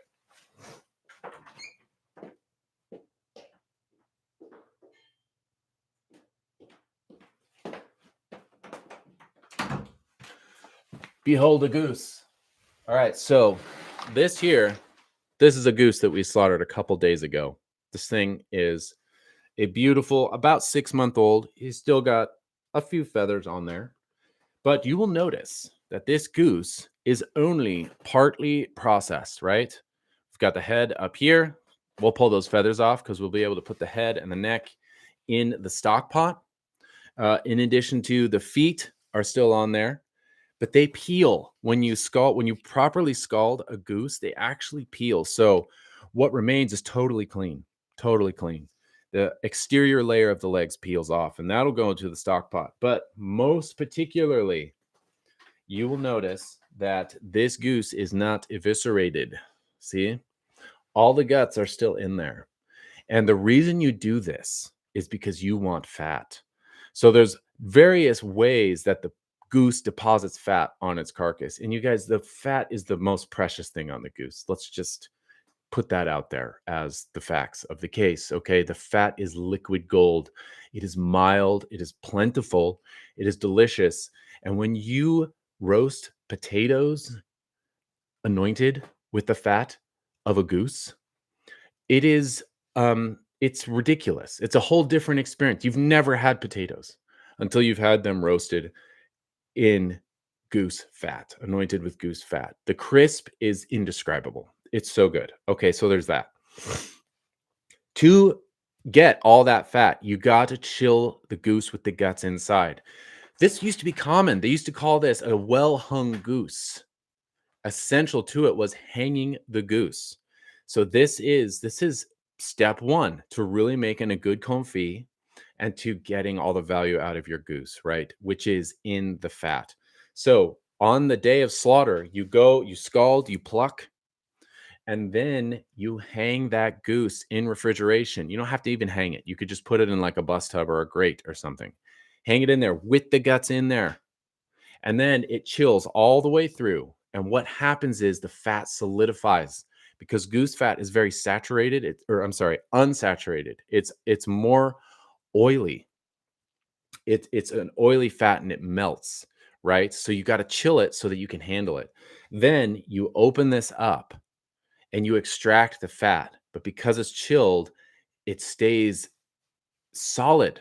Whereas if you've ever eviscerated a goose on the day of slaughter, you know that fat is just running everywhere. It's oily. It's melting with the oil on your hands. It's running everywhere. And you're losing like at least 30, 40, 50% of it. But if it's chilled, everything is hard. And you can even eviscerate it like on your kitchen counter. It's not a big, dirty event. And you just open up that cavity. And the first thing you're going to see right under that layer is the subcutaneous fat of that goose. Right in there, right on top of the guts. I guess it's not subcutaneous. It is internal. It's like the leaf fat of the goose. And you're just going to pull off this homogeneous chunk of fat. And then you can even pull out the fat from in between the small intestines. And because it's all solidified and chilled, it's easy. You just pull it off. And then you hand dice that fat and then you put it in a little pot. And in just a few minutes, I mean, maybe 15 minutes, it will render completely on low heat to liquid gold. And then you strain it, get the chunkies out, but save those because they're crazy delicious. And that is the beginning of your confit. And if you do that with a well-raised goose that's been fed well, been allowed to eat pasture and grain, you will have enough fat to submerge that goose's own limbs in its own fat. Does that make sense? You will be able to confit a goose without having to supplement the fat with lard. And I'll describe the confit process so that makes sense. But this is among the things like that we're going to do in the live goose harvest seminar that we're going to do on the 20th, or the roasting seminar. You guys, it's how to extract all the value out of your beautiful backyard goose. And so definitely think about to be there for that. You need to sign up to be a Meatsmith member. And you can find the link in the chat. Sign up. We are trying to get 10 members to sign up today so that we can make these things happen, so we can increase the depth and breadth of Meatsmith offerings on this small business Saturday. Because I've realized as a small business person that I need help, but to get help, I need your help. And so sign up for the Meatsmith membership, and then we can increase the live instructions that I'm able to produce for the Meatsmith membership, as well as weekly podcasts, which we're doing anyway. That's coming up. And launching the storefront, which we're currently working on it, so it'll be out in about a week, so that you can find even Christmas shopping there and make it happen. So join the Meatsmith membership if you can. Buy it as a gift for someone, or maybe split a membership with someone else to sign up, and it'll be great. And we'll be able to do more of this, specifically parting out your goose. And so once you have harvested all of the wonderful fat, it'll look like this. Look, another goose. Now this cavity is empty, right? There's no more guts in there. And if you eviscerate it the way that I can show you how to do it, you'll get this nice little strip. Oh, look at that. It's been sitting out for a few minutes and the oil is already melting. It is the most beautiful fat in the animal kingdom, bar none. It's not even competition. You'll get this little strip, and you can tuck the legs in there. You can fold the wings behind the back, and it looks super pretty and presentable, because you know what? Form matters, you guys. We want it to be beautiful. The way a thing looks should correlate to it, the goodness that it is, right? This is delicious. It should look pretty. It should be artfully done and ordered, have symmetry and compactness. And I just love it. I love artistry at the slaughter process. When these processes that we tend to shrug off as, that's better if that happens behind closed doors, the killing of animals. It's like, no, there is an artistry to the killing of animals. And it's even more admirable or enjoyable because it tends towards, dirtiness. There's blood, you're extracting guts. But if you just pause and you do it well, it's actually beautiful. It's actually beautiful because you are discerning a natural order that is intelligible. It's like the quilt, and it's put together a certain way, and then you're going to artfully unknit it rather than just throwing it through a shredder, right? Or ripping it up. You're going to unknit it the way that it was sewn together. That's what the art of harvesting is. So it looks beautiful. I can't remember why I'm holding this goose. Why did I bring this out? Oh, yeah. So you would part this goose up. You would take off the legs. This is the confit. Okay, this is how you do goose confit. Take off the legs with the thighs. Separate the legs from the thighs. Take off the wings. And look at how big this wing is, you guys. It's very long. You just really want this first joint for the confit. The rest is best in your stock pot. Just put it in the stock pot with the neck and the head and the feet. And don't do the breast. You want to leave those for something else, which we'll talk about. But legs, thighs, wings, that's what goes in your confit pot. So you take those out, you weigh them. It's just like the rillettes. You weigh them, and then 2% of the weight of those bits with the bone, there's bone in there, is the weight of the salt. Then you salt them. Excuse me. You want to salt them again. Overnight is enough, but you can put them back in the fridge for 3 or 4 nights. It doesn't matter, but overnight is sufficient. 2% salt by weight. Legs, thighs, wings in the fridge overnight. Next day, you have already rendered that goose fat because you already eviscerated the goose, right? And so now you can take that wonderful fat and that is already melted and gently and strategically, Tetris like, stack the limbs, the legs, thighs, and wings in that pot with the fat, and then low heat. Get it to simmer.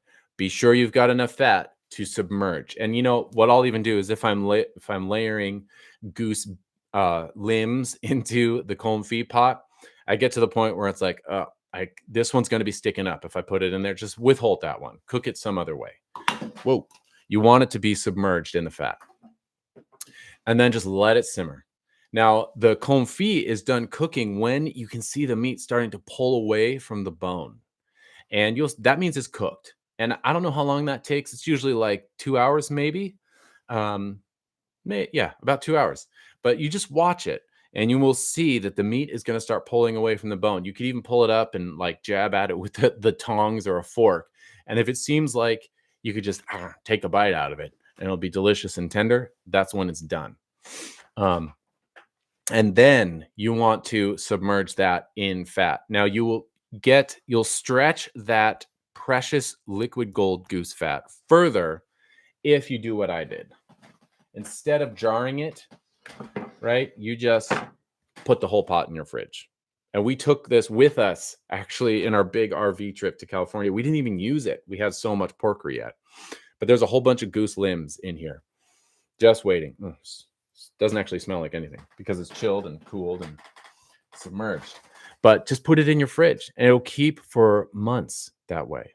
And goose fat is soft. So that's what's so cool. And one of the many unique things about goose fat is that it is so soft. And so it's easy.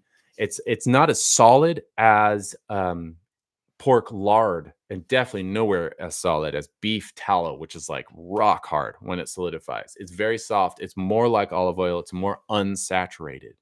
And so you can go in there with tongs and just pull out easily a limb of goose, pull out a couple wings, a couple legs or thighs, and they're covered in their own fat, right? They're already salted and they're already cooked.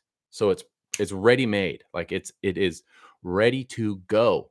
And then you just take it out, brown it in a skillet to warm it up and crisp the outside, and then serve it on a bed of braised greens, right? Or on some rice or anything. Or there's a whole nother thing that I really want to create a video for your cassoulet. And that's what I'm reserving these for. I don't know if any of you have made cassoulet before, but it is so special. The French call it cassoulet. And really, cassoulet is just baked beans with a bunch of meat in them and no molasses or sugar. They're incredible. And this is one of those peasant dishes, okay, that is immensely rich and wonderful that we cover in the Meatsmith membership. This is the kind of stuff we unearth. It's really fear. It's not courageous because it's also delicious and easy, but there is a weird fear about going back to the traditional preparations. And a lot of that is because we have been cowed by modern standards of food preparation and food science, all of which are reacting to the horrible health crises that result from mass production, you guys. So all the botulism outbreaks, even the trichinosis outbreaks, all that stuff that has since guided all of our food safety regulations, all of that is a result of mass production, never of home production, never of the backyard. That is so much simpler. And so you can fearlessly go back to the peasant methods, knowing that not only it's safer, it's actually safer and more delicious than the mass production. And you don't have to follow the puritanical, draconian, crazy food regulations that they officiously impose upon the homestead. Okay. And cassoulet is a prime example of that, and everything else. It's a different context entirely. This is what we cover in the Meatsmith membership, how you can simplify the whole thing through the art of our ancestors, the peasant methods of husbandry and harvesting. It is so much simpler than you can imagine. It is so simple and effortlessly delicious. That's the amazing thing about it. It does not require complex processes to tease flavor out of it or complex recipes. It's so simple. I know like 5 things about cooking, and you just reiterate those over and over again, and you don't lose any variety, and it's all good, and there's no waste, and it only tastes better. It's so much simpler. So definitely check out the Meatsmith membership. That is where we explore this stuff. And that's where we revive it. And it's in the Meatsmith membership that you see people doing this all over the country in your climate, wherever you are, doing traditional preparations, exploring what your climate will allow, because all of this is pre-industrial. So it's before, the intense climactic controls that we have now, before refrigeration even. And so you are dependent upon the limitations, or as I like to say, the invitations of your environment as to what you can produce. And we have members in your region guaranteed producing within those limits, within those invitations to create wonderful traditional products. So sign up for the Meatsmith membership. We are right now trying to get 10 new annual members to sign up so that we can continue these productions. And like I've announced, we have so much going on, so much more coming out for 2026 for Farmstead Meatsmith. We are going to launch a storefront with everything that we have been recommending for 15 years from other small businesses, because they make the best stuff and they're one-offs, and they don't keep huge stockpiles, but that's what's going to be there on the storefront. We're getting close to the finish line with launching that. We've got about a week left, and we need your support to help get that fully launched and fully smoothly functional, because I don't want to compromise on it. I want it to be a good storefront. With all the things that I have accumulated over the years, this extensive list of very useful tools. So check that out. And to help us do that, we do need you to sign up for a Meatsmith membership. Sign up for an annual membership. Get one as a gift for someone else that would find it beneficial to them, or maybe someone you're trying to convert to delicious food ways. Because ultimately, it's pretty winsome stuff. This is definitely the good life. It's an easy sell to eat the most delicious food you've ever experienced in your life. And that's why I've never been able to go back. I had one sample of homemade bread, olive oil, and bacon. Okay, there were 2 experiences once. This is like, I don't know, almost 20 years ago, where I ate it for the first time. Real food produced right around the corner locally with simple traditional methods, no chemicals, nothing artificial, all the limitations of nature, which really just makes it flower into the most creative and delicious thing you can imagine. And since that point, I've never gone back. We've produced all of our own meat. We don't buy meat anymore. And there's no reason to, because it is the good life and it's really delicious. So help us with that. We're going to launch this storefront. We're going to do weekly podcasts. And I want to take those to the next level and create a more full filming experience for the podcast, so that we can do interviews, do discussions and dialogue, but also demos for the podcast, which is for everybody.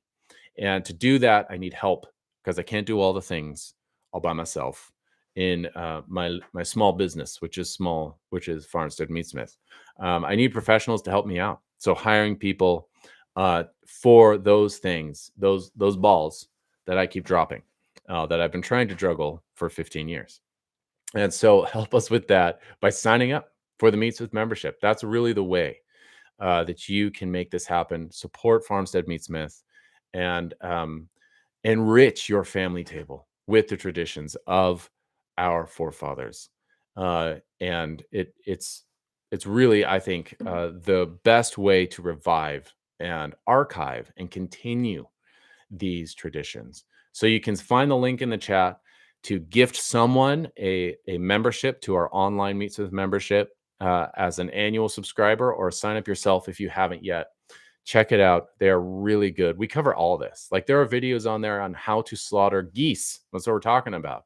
I've got a how to handle geese, because they're kind of tricky. Even how to slaughter muscovies. That's all on there. Rabbits, how to cook all of these things, and how to preserve them with just salt. No nitrates, no nitrites, no excessive dependence upon synthetic chemicals or even temperature and humidity controls. This is all the prowess of the home cook. This is all simple, simple stuff.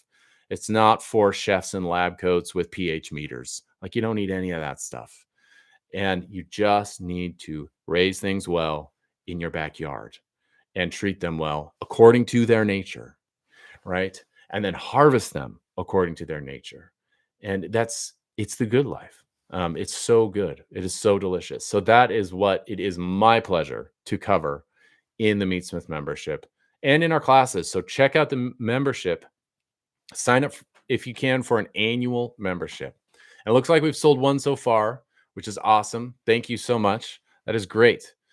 Thank you, Anita. We look forward to seeing you in the membership, especially when we do on the 20th. We'll do our How to Roast a Goose live seminar for your Christmas goose roasting celebrations. And there's something really special about Christmas, man, especially when you adopt. If you want to augment your feasting, start fasting. And there is nothing quite like fasting up to Christmas and being really hungry, and then going to midnight mass for Christmas. And you would think in the middle of the night that your greatest physical need is going to be for sleep, but it is not. No, you are starving to death. Your greatest physical need is for a feast.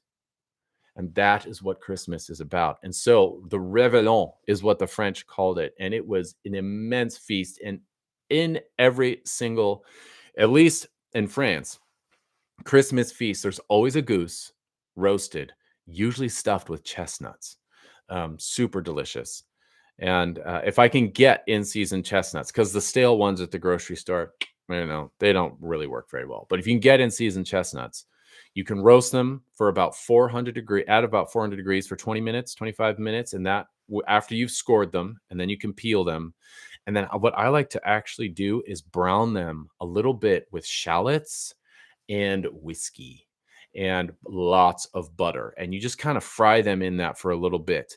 And the chestnuts are not really a nut. They're more like rice. They're a carb, you guys. It's really interesting. They're sweet, naturally sweet, if they're not stale. And they will absorb butter and whiskey. It's so good. And the savoriness from the shallots. And then you stuff the bird with that. That's what we did this year for Thanksgiving. We had a chestnut stuffed goose for Thanksgiving. It was so good, with a bunch of orange and lemon zest adorning the skin. It was incredible. So delicious. And so that's what we're going to do on the 20th, just for members. So if you sign up for a Meatsmith membership, you can be a part of that, and you can see how we roast a goose with due regard for its nature to make it really, really delicious. That's great. So check that out. And then let's see, I think I wanted to see if we have a few more questions here. We go. Let's see. Do you pick up the feathers? Oh yeah, we got that one. Yeah. And then yes, that goose tool. So our little plucking tool, this little thing, it's pretty good. There's a technique to it. You got to spend a little time with it to get those pin feathers. Your best technique, honestly, is to harvest them when they're fully feathered. Now, fortunately, because that avoids the pin feather thing altogether, fortunately, that's a little easier with geese because they are so stubborn. They have a very set grow out period, if that makes sense. It doesn't really change. They hatch in Eastertide. They hatch in late in April, early April, usually just the month of April, maybe late March. And then you keep them for about 6 months, and you don't start harvesting them until Michaelmas, so the end of September. And usually by that time, you have a pretty dang mature bird and they're not going through molts because you get the pin feathers when you catch a bird in transition. Okay. And this is a big deal with waterfowl. Not, you don't have to think about it with gallines, right? With chickens and guinea fowl and turkeys. Not even a thing, but it is a thing with waterfowl. And that's because they produce so many more feathers because they have to stay afloat and they stay warm and cozy in sub-zero, temperatures with wind. They don't even notice. They're incredibly insulated, and it's all because of the multiplicity of their feathers and the fact that they're coated in oil, unlike chickens. So pin feathers are a real thing. You can pluck a duck or a goose and then it'll look like a porcupine with short little quills. That's very possible. With all of those birds, it is a maturity thing. So it's just a matter of them going through a molt and then shedding baby down, downy, soft little tiny baby feathers and putting on their fully fledged adult feathers. And so you just need to catch them when they're well outside of a molt, when they're fully fledged, fully adult feathers. That's when you want to do your slaughter. And fortunately with goose, that's pretty simple. If you just slaughter them after Michaelmas, I rarely encounter a pin feathery goose. And that's after, slaughtering many, many hundreds of them. After September, you're pretty safe there. With ducks, though, their grow out period can be 7 weeks. They grow super fast, slaughter ready, and technically at that age, they're still called duckling. Very tender, so delicious. That's a whole nother cooking video we could do. 350 degrees for 2 hours, by the way. That's how you do that. On a trivet made of shallots and just halved. Don't cut them any smaller. That's how you roast a young duckling. So good. And apples, halved or quartered apples, halved shallots, big shallots. So it's sitting on the vegetables, 350 for 2 hours. That's how you roast a duckling. What was I saying? We were talking about, yes. So ducklings are tricky because they go through a couple molts, right? They'll shed their baby down feathers at about 7 weeks. They're fully fledged. But then and again, it changes maturity from duck to duck. But then they'll go through another molt and then they will start to grow another batch of feathers. And they will keep doing that every few weeks or so until they finally get their mature adult feathers. And so it's very easy to catch duck in the midst of the molt where you'll have pin feathers. And that's where this thing comes in handy. Honestly, I just was introduced to this. I would like to find the best one and see if we can partner with them in product development, and get it on our storefront, which we're trying to launch. Because that's the thing, man. I have been in this scale of harvesting for 15 years, and I have really dialed in the right equipment. And been through several iterations of every piece of equipment. And like I say, they're always either too industrial or too useless. They're too made for home use and cheap and break all the time. And so you definitely, that's why I wanted to open this storefront so that we can have it all in one place and you can know you're getting the right thing. Because I can share the links with you where you can get them, but the links change and it's hard to keep track of that. And so I just want to get it all in one place so that you can equip your homestead. And that's what we're trying to do is launch this storefront. And so to do that, I need to make it streamlined and smooth and awesome. So there's no hiccups in the purchasing process with that. And that's why we're trying to sell 10 memberships today. So do see if you can get an annual membership for yourself or a loved one as a gift, as an act of charity to equip someone else's home with the abundance of the harvest. Learning how to do all these things on the domestic scale, on the simple home scale. This is all the prowess of a home cook. That's all you need to do to be qualified to do your home scale butchery, curing, and cooking. Even your own home husbandry, raising animals in your backyard. You just need to be a home cook. You need to be a human that is sustained by the bodily goods of the fruits of the earth. That's it. And then you are qualified to learn these methods. In fact, it's in keeping with your nature to learn how to eat artfully. And that is what this is all about. It is a becoming good. It accords with the way you're put together, with your nature. So you will find, far from being difficult or complicated, all of these traditional processes are actually simple and they actually resonate with your nature. They resonate. So I would definitely check out the Meatsmith membership, sign up so that we can keep producing this content, and get that storefront out there so that you can equip your homestead to do it. We're trying to get 10 annual memberships sold. So sign up.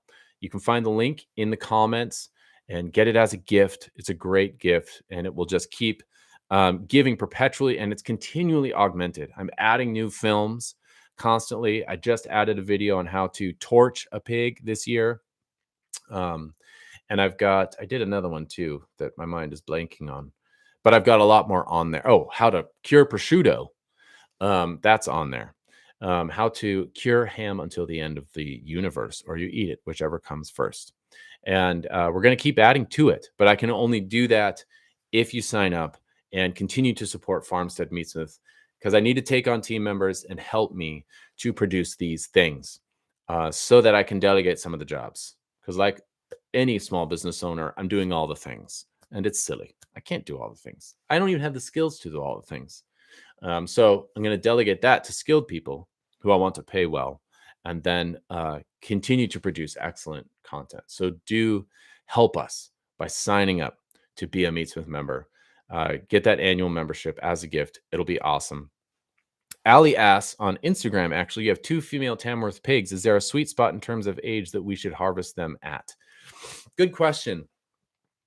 Technically, there might be a sweet spot, but there is no obligation spot, if that makes sense. That's what I like to tell people, because I get asked that a lot. When should I harvest my pigs? And the actual real answer to that is whenever you want to. Pigs are delicious, young and old. Just know that your pigs will keep growing. Tamarisk will keep growing. They will become giants. They will become hippopotamian in their proportions. So, like a 10-month-old Tamworth will easily be a 300-pound animal, probably bigger. It'll be a 350-pound animal.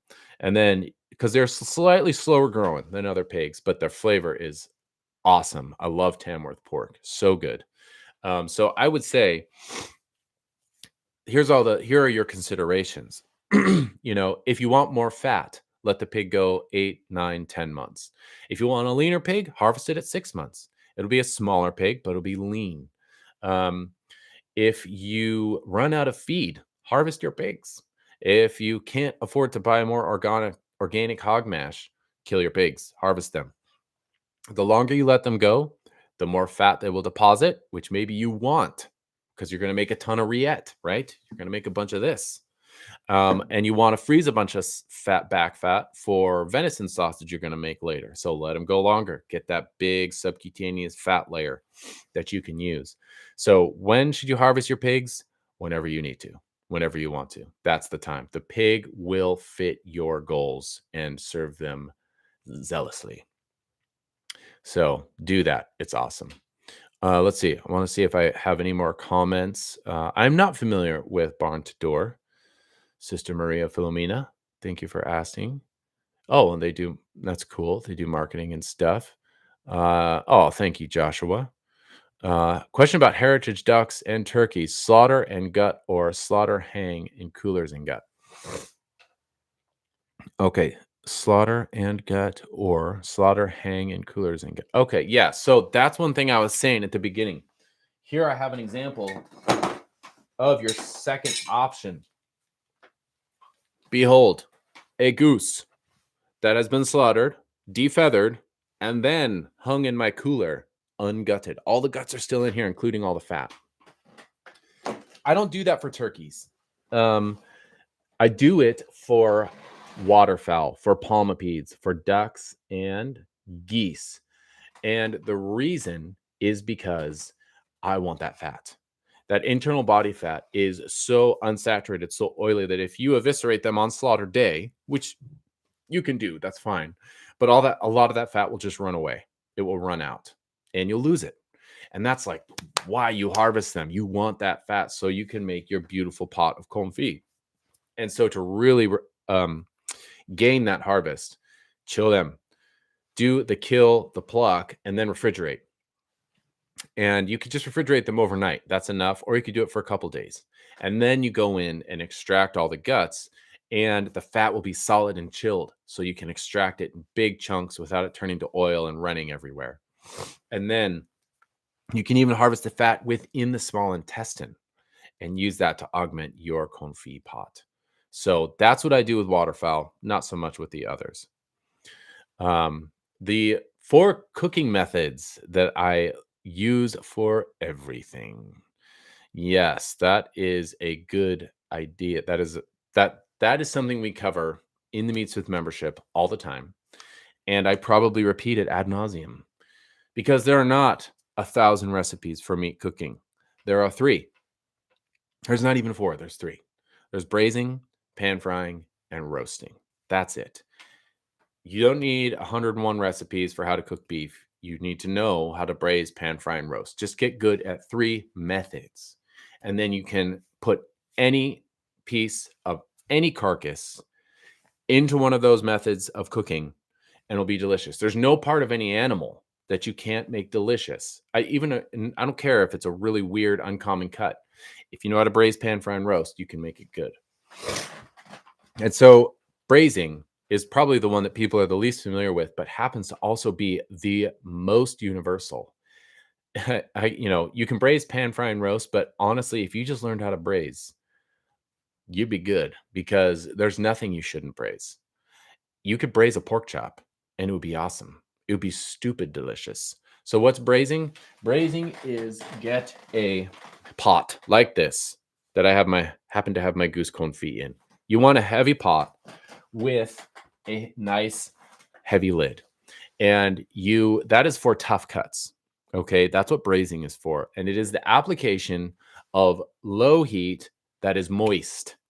So you're cooking it. It's what we do now is we have outsourced our braising virtue to the crock pot.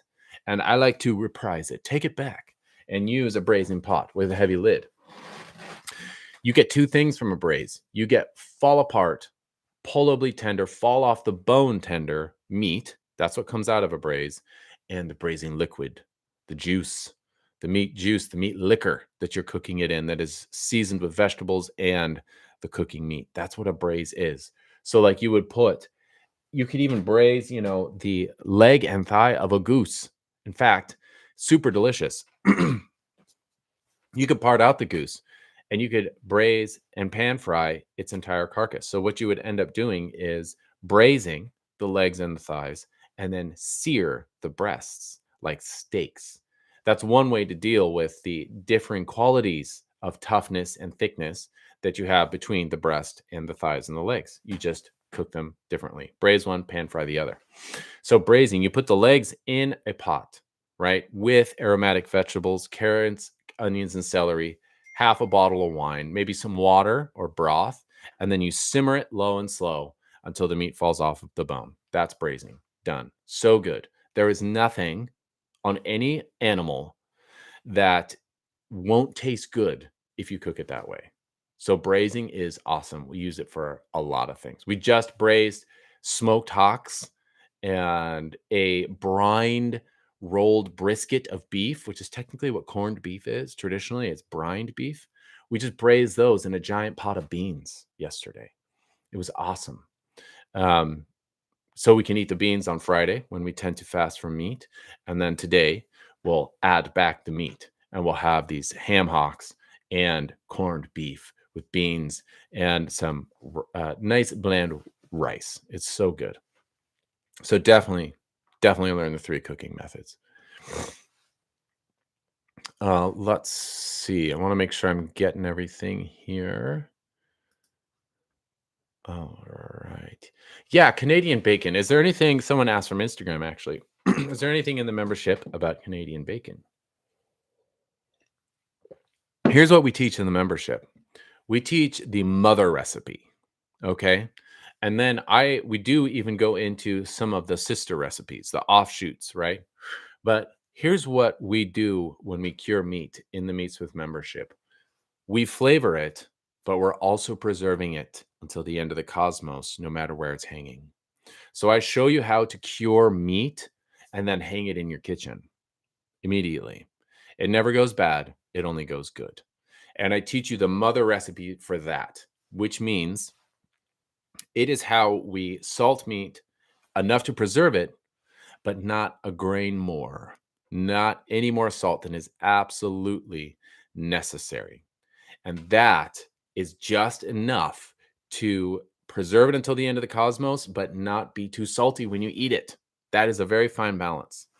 And I've got a method all dialed in the Meatsmith membership to do that with any cut of meat, including the loin of the pig from which Canadian bacon is derived. So Canadian bacon is just the loin muscle of a pig, right?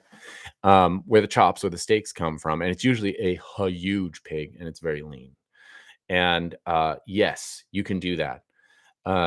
You can use the precise bacon curing recipe that I have in the membership to make Canadian bacon. And not only will it be flavored like Canadian bacon, it will be preserved until the end of the cosmos, or you eat it, whichever comes first, in ambient room temperatures. And you will do it all without any chemicals.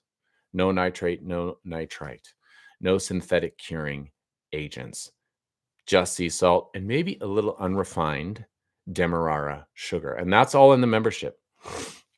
That's why I entreat you to check out the Meatsmith membership. It's all there. I've got videos and written PDFs on all of this. And that's what I'm really trying to promote today, is to sell some memberships. And we just sold another one. So thank you for that. That is very excited. Thank you, Mary. It's awesome. We'll love to have you in there. And I would just entreat you to sign up and maybe even buy a gift for someone. Think about purchasing an annual membership for someone you know that is into food, and we can take them to the next level. Like nobody goes this deep, you guys. Nobody goes this far back on the scale, on the process, on the food chain that results in keeping the human form alive. We go all the way back to the husbandry and the harvesting and the killing, the cutting, the curing, and the cooking, all on the membership. And we do that also in our Meatsmith classes. So help us by signing up for a Meatsmith membership on our website. You can find the link in the comments. You can sign up for an annual membership, and that will enable me to produce more content. I've already got over 70 videos on there, and we're going to launch a weekly podcast coming up. And if you sign up, it'll enable me to make that a more diverse filmed experience, where I can film instructionals in addition to the dialogue and having interviews. And then it will also enable me to do more live instructionals just for the members that are longer form, more depth, on a greater range of livestock, because I can raise everything here. And that becomes our class curriculum. So if you sign up for one of these 10 annual memberships that we're trying to sell today, then I can do that, because I am in the midst of hiring someone to help me with all of this, because I can't do it all. That is the challenge. I've made the website, I've done everything, crafted the membership, also slaughtered the pigs, and I do all the things. I clean the shop. It's a small business thing. I do all the things. And so I'm looking to get help and outsource it, so that it can be done better than I can do it. Because there's actually people that are skilled in these things, right?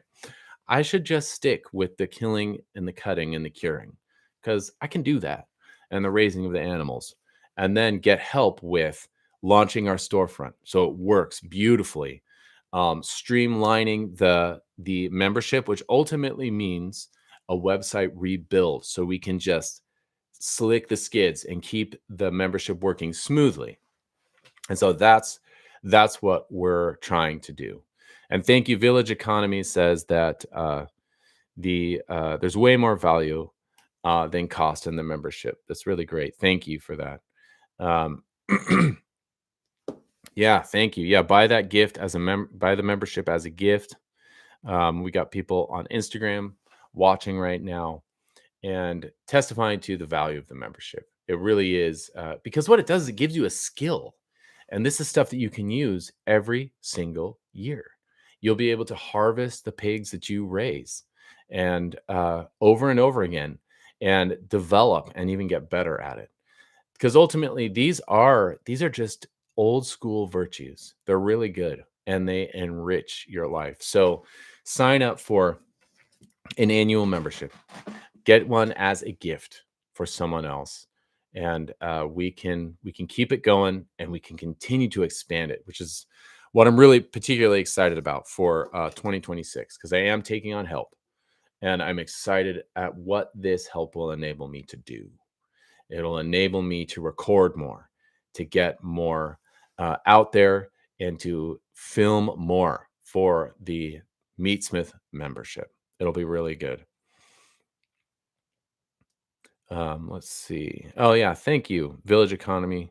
Uh, yeah, that would be great. Thank you so much. Village Economy is going to help us get a couple members signed up, which is awesome. It's always a challenge of a small business, to pick your battles, and that's why you got to have a team. You got to have people to help you do it, to kind of recreate your own Main Street where Main Street has been removed for us. There's not people passing by the storefront all the time, and so we have to find them and let them know that stuff is going on, that these skills are out there and they can be learned. It's awesome. And then I wanted to share, we've got some really great member testimonials. We have people that come to classes. The classes are so good. And I find that my favorite thing about them is that they are people go home from the classes and they do this. And then they become Meatsmith members so that we can share their pig raising, pig slaughtering, goose harvesting, all the things that they do on the home scale. And they do it really well. Here's the thing about this is the professionals in our industry, the industry of animal slaughter and butchery, they're not that good at their job, you guys, because it's actually not really their fault, but they're locked in industrial standards of production. The regulations that they have to follow causes the degradation of the quality of their products because the regulations are designed for, like we said earlier, 34,000 pigs a day, tens of thousands of poultry a day, hundreds of thousands, so much. It's crazy in terms of how many they slaughter in a day.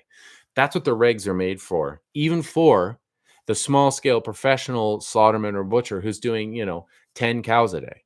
He has to follow the same standards. And those standards, quite frankly, are insufficient. They're gross. It's not good. You, on the other hand, just by virtue of being on the home scale, on the domestic scale, you are going to be shocked at how good a job you do. In fact, if you use a local cooler to chill your carcasses after you've slaughtered your pig, for example, and you pull up to hang the pig you slaughtered in their cooler, they're going to be shocked at the beauty of that pig. They're going to be amazed at the quality of your work, even your first one. And this is basically a guarantee. If you come to our class, we teach you how to do that. And it's not that hard. It just takes 3 days. And you get it because ultimately it's simple. It's simple and pure.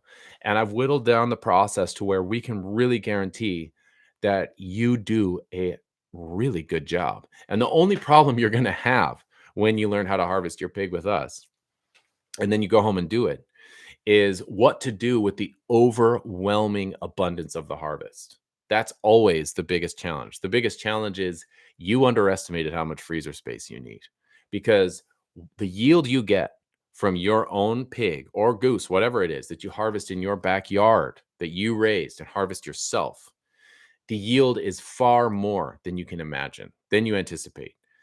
It's 100%. Your yield is 100%, you guys. Whereas if you take it to another butcher, guess how much of your pig you're getting back?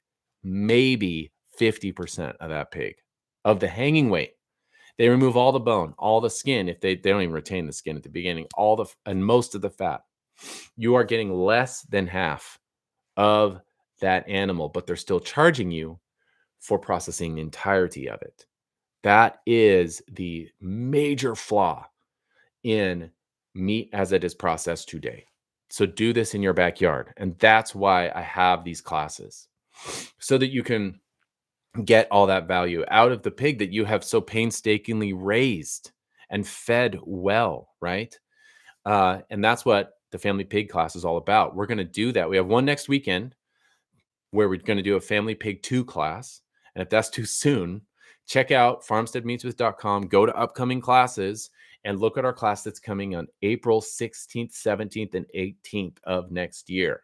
Come to that class, sign up, and we can help you do this to actually get all the value of your pig, especially if you're raising something like Mangalitsa's or a lard pig. The way things are done, the industrial standards, they don't know what to do with your pigs. They do not know what to do with your kunis or your Mangalitsa's, your lard pigs. It is a waste. It is a crime to send those pigs to a local processor. They have no idea. And it's not because it's hard. It's simple. They just regard fat as trim, right? Whereas if you're raising a kuni, that is a lard pig. The point is the fat. And we can show you how to harvest it all and use all of it. So to that end, check out our Family Pig 1 class. That is on April 16th, 17th, and 18th next year. Come. It'll be awesome. We'd love to have you. It's only 8 people. We keep it small. It's 3 days, 100% hands-on. You do everything. All I do is shoot the pig, and then I put knives in everybody else's hands. So you go home not just knowing conceptually how to do it, but how to do it with knife in hand. You learn the process. And the value in that is really that you're done. You got your education. You can do it every single year on your own. You don't have to hire that out anymore. And you're going to do a better job and increase your yield. It's just a win-win. Come to the class, and it's really fun and delicious. We have extravagant, ridiculously good meals every single day of the class derived from the pig. We make pate, blood sausage. It's so good. Depending on the class, if you go to Family Pig 1 or Family Pig 2, we've got different meals for each day because that's just how diverse the pig is. Really, really good. Wendy asks, do you have a class on the right equipment? I have a list that I have compiled over 15 years of the right equipment. And that is what we are announcing today, is that I am launching a storefront to make that particular curated list of equipment available to you. And so we're about a week out from finalizing, finishing, and polishing that storefront before it's launched. It'll be out in time for Christmas, and we'll definitely send out an email. If you want to be notified of that, DM us or in the chat, you can, probably direct message us your email. You can email me at community@farmsteadmeatsmith.com if you want to be notified when we launch the storefront, so you don't miss that. But that is going to come out, and we're going to, as time goes by, continue to populate it as we work with these small businesses that produce the perfect equipment for this scale of harvesting. That's the point of the storefront, is to have all that stuff in one place, because otherwise it's a very disjointed list that sends you all over the place. But we're going to consolidate it all on our storefront. And again, that's going to launch next week. And to help us with that, because I can't do that, that's beyond my skill level. So I've hired a team that is very skilled at this and knows how to do it. And to help me with that, we need you to sign up for a Meatsmith membership. Join us as an annual member, and then I can fund those guys to create the streamlined storefront experience. Because if I created it, it'd be really janky and it'd have lots of problems. That's my caliber of storefront creation. So I want to create it the right way and make it smooth. So check that out. That will be up in about a week.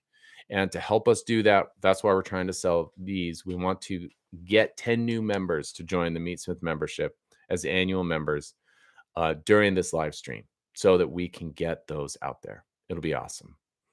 In the form of a storefront, the one-stop shop. Let's see. Pigs are a pantry on legs. Yes, they are, sister. You've had Pork chops too big for the pan. Yes, braise those pork chops. You know what's really fun to do is to braise pork in champagne. It sounds, or prosecco, some dry, carbonated wine beverage, really delicious. And you can just finally, slice a lot of onions, do a bed of onions, a bottle of champagne, and then the pork chop, or two, or three, and then a couple juniper berries, and then simmer that. Get it to a simmer, not a rolling boil. The pork chops don't even have to be fully submerged, right? And then you put the lid on, but cocked just a little bit so it's steaming in there, but not getting too hot. And you just braise the pork chops in champagne like that. That's what a braise is. Those might be the best pork chops you've ever had, even though it's not the classic, pan fry or grill. Super good. Do it. All right. Thank you, sister, for joining us. Yeah, get to chores. I got to do some of those too, actually, come to think of it. Definitely. Irish rashers is the loin with fat. Yes, yeah, the back fat or back bacon. In the UK, they call it back bacon. It's really delicious. And it is the loin with a little bit of belly attached to it, and even the fat cap across the whole thing. That's what we tend to do for my family. I really like back bacon. You can turn the whole pig into bacon. That's the secret. Um, the yield of a pig used to be called bacon. We People didn't eat a lot of fresh pork, right? Before refrigeration, you were limited to when you could eat fresh pork. You could only eat it on within a few days of slaughter. The rest of the pig was cured. There's no part of the pig you shouldn't cure. And curing only enhances it and preserves it. All right. Do I have, yeah, I do have a class on the right equipment. Well, I have a storefront coming. When making prosciutto, is there such a thing as too thick of a fat cap? Butchering an IPP tomorrow and I'm wanting to try aging hams. God bless. Yes. I mean, no, there's not. No.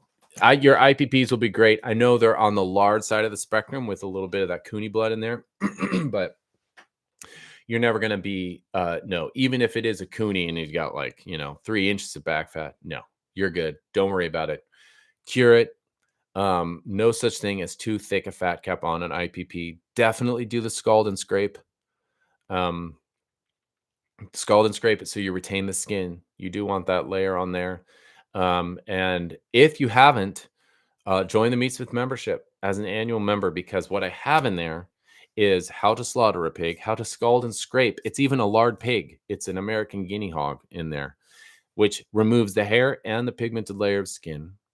And then a whole video that I just produced this year on how to cure that prosciutto so that it works every time and defies all expectations. That's the beauty about ham. It blows your mind. And it is so simple. There are 2 ingredients to your prosciutto: sea salt and pork. That's it. And a little bit of time. Okay, 3. Time. Give it a year and a half, 2 years, and it'll be so good. And in that video, I even show you how to carve it, which is actually the most challenging thing about prosciutto. It's so easy to make. If anything, it's actually challenging to carve. So that is in the membership. Check it out. If you haven't signed up yet and you want to know how to cure prosciutto like your ancestors did, without chemicals, without temperature humidity controls, without a pH meter, without all this ridiculous stuff, just cure prosciutto like people used to do when they were trying to survive the winter, right? That's what it is. This is just to preserve the harvest. It's simple. It's the prowess of the home kitchen, not the food science lab and the chemical companies. This is simple stuff. It's all in the Meatsmith membership. Sign up for an annual membership. We're trying to get 10 more members today so that we can enhance all of the offerings, finish up our storefront, which is en route. It's coming down the chute. And we also have a weekly podcast coming down the chute. It is on its way. Probably next month we'll start doing that, but I want to make it more interactive and instructional, not just verbal.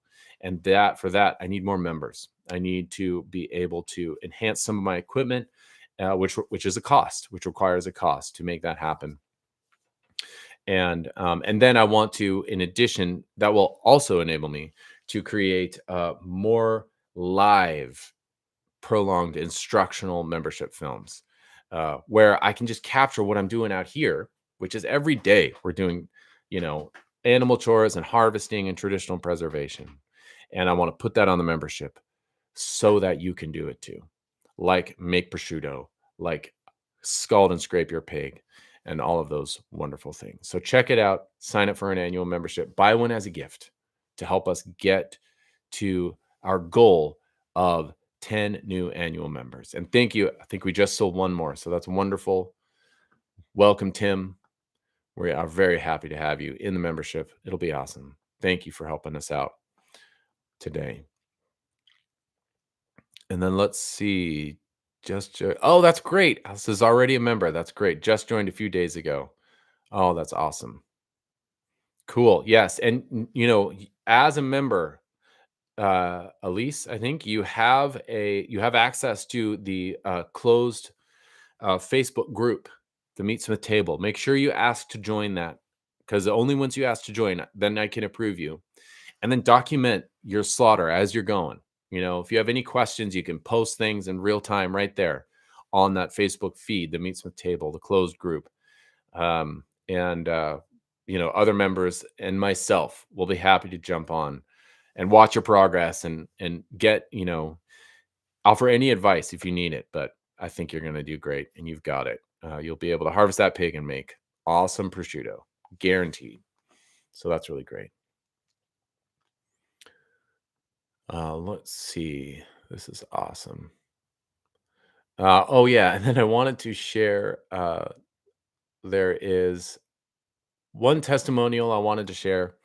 This is someone that's been in the membership for a while. And we've got a couple of Jonathans, but I think I know which Jonathan this is. And just so you know what kind of content is in there, the depth and the breadth of it. This is one person's experience as a member. He says, I would like to take the time to express my profound gratitude for the work that you do, being Farmstead Meatsmith. The knowledge and information that you have provided is simply not available anywhere else. Before learning about Farmstead Meatsmith, I searched in vain to find how all things pertaining to meat preparation and preservation were actually practiced before refrigeration, freezing, nitrates/nitrites, etc. The authentic historical methods of husbandry and butchering, honed to perfection by countless generations of our forebears, are all but lost, and I thank you for your work and effort to keep them alive. I also deeply appreciate your philosophical outlook on the art of meatsmithery, as well as your emphasis on the perfection of your craft, both of which are extremely refreshing in this shallow and utilitarian industrial world. Okay, I think I know which Jonathan that is. He's a good guy. Known him forever. But that is that's the kind of thing that we do in the Meatsmith membership. Thank you for that, Jonathan. That's really useful.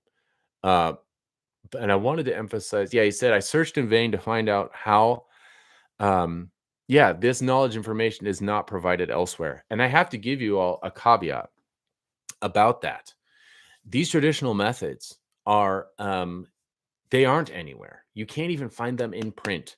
So if you search online for books on how to cure bacon or how to make ham or prosciutto, or especially salami, you will search in vain for the actual methods that were used by previous generations who created these things. It's not out there. It is not in print. It is crazy. There is a huge deficiency in the passing on of these traditions. The only place you're going to find it is on the Meatsmith membership. And that is just because we have entered a new era in the modern era where industrial scale production is the norm. And so all of those traditional methods have been disregarded as unsafe. But the thing about them is that they are actually the most safe. It is the attempt to do things on a massive, unimaginably massive centralized scale.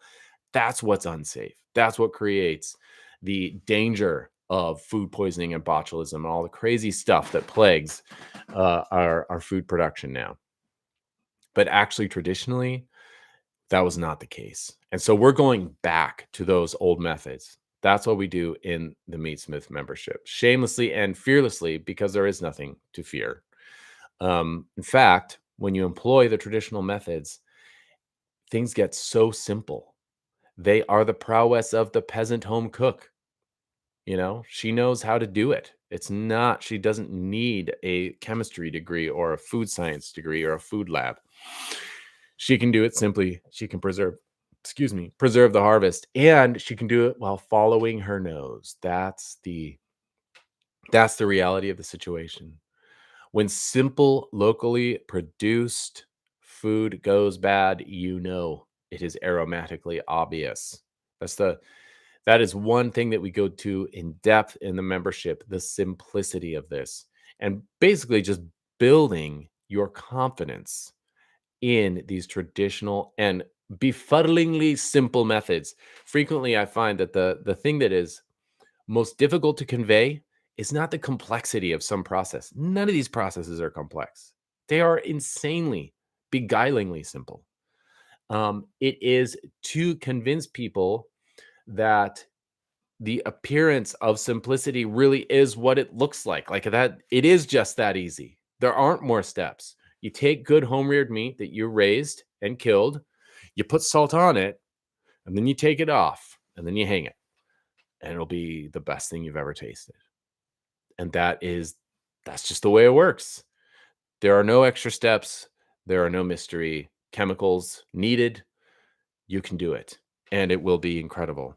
So that's really my goal, is to enrich the family table through the Meatsmith membership and through our classes.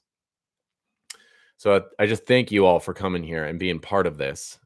It's awesome. Thank you for submitting questions and for signing up for the annual membership. That's really my goal, is to continue for 2026 to keep the Meatsmith membership going, to keep Farmstead Meatsmith growing, and to do that, to get more of this information out there and into your kitchen, I need to bring on help.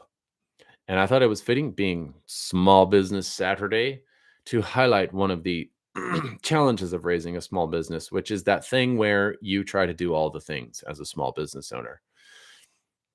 And you just have to realize you can't. You gotta outsource. You gotta get help. And so that's what I'm doing. And I'm very excited about it, because the people that I'm getting help from know how to do their stuff, and they do it well, so much better than I can. And they are helping me to right now. They're helping me to launch a storefront. They're sponsoring. I'm getting sponsors for our podcast so we can do it weekly, and to augment the offerings for the membership so I can do live instructionals. Right now, we already do a monthly live chat like this, just for the Meatsmith members. But I want to stretch it out so we can do live instructionals, and so we can capture the things that I'm doing on the farm more regularly, and then archive those on the membership. And to do all those things, I need to upgrade equipment, and I want to pay a just and worthy wage to the people that are helping me. And so for that, I need you to sign up for annual Meatsmith memberships. That's the goal, is to get 10 memberships so that we can really make this happen, and increase the depth and breadth of these offerings. Because so much of what we do here on the farm goes completely unrecorded. This is how we live. I don't buy any meat. We don't buy animal flesh or fat. We raise it all. And we treat it all without chemicals, no synthetic weird ingredients, all simple. And that's just how we live. And so it's happening constantly here. And it has enriched my life so much that I want it to do the same for you, because it is ultimately the good life. It is good work. And it's not, it is doable even with a normal day job. You can do it. This is, a lot of these methods are what people practiced even not that long ago, maybe just 120 years ago, like even before the wars, the great wars, World Wars 1 and 2. There are people still living this way. It's very simple. And these people not landowning, they could keep, a couple of geese in the yard, uh, and a and a couple pigs in the sty in the backyard. They didn't even have acreage. And this is how they survived the winter. This is how they thrived during the winter. They did their own killing and they did their own curing. This is part of the domestic economy, of the family scale, good life that you can attain by doing these things on that scale and simply. Yes, and if you wanted to, that's a good point. Thank you for bringing that up. In our goal to get 10 new annual members, if you are currently a monthly Meatsmith member, if you upgraded to annual, that would be awesome. That would help. That's it. That's what we need to do. So if you are currently paying monthly to be part of the Meatsmith membership, you can get even the just continue the same value that you're getting there and just upgrade to an annual membership. That would be awesome. That would be very helpful in our goal to get 10 annual members. So thank you for that.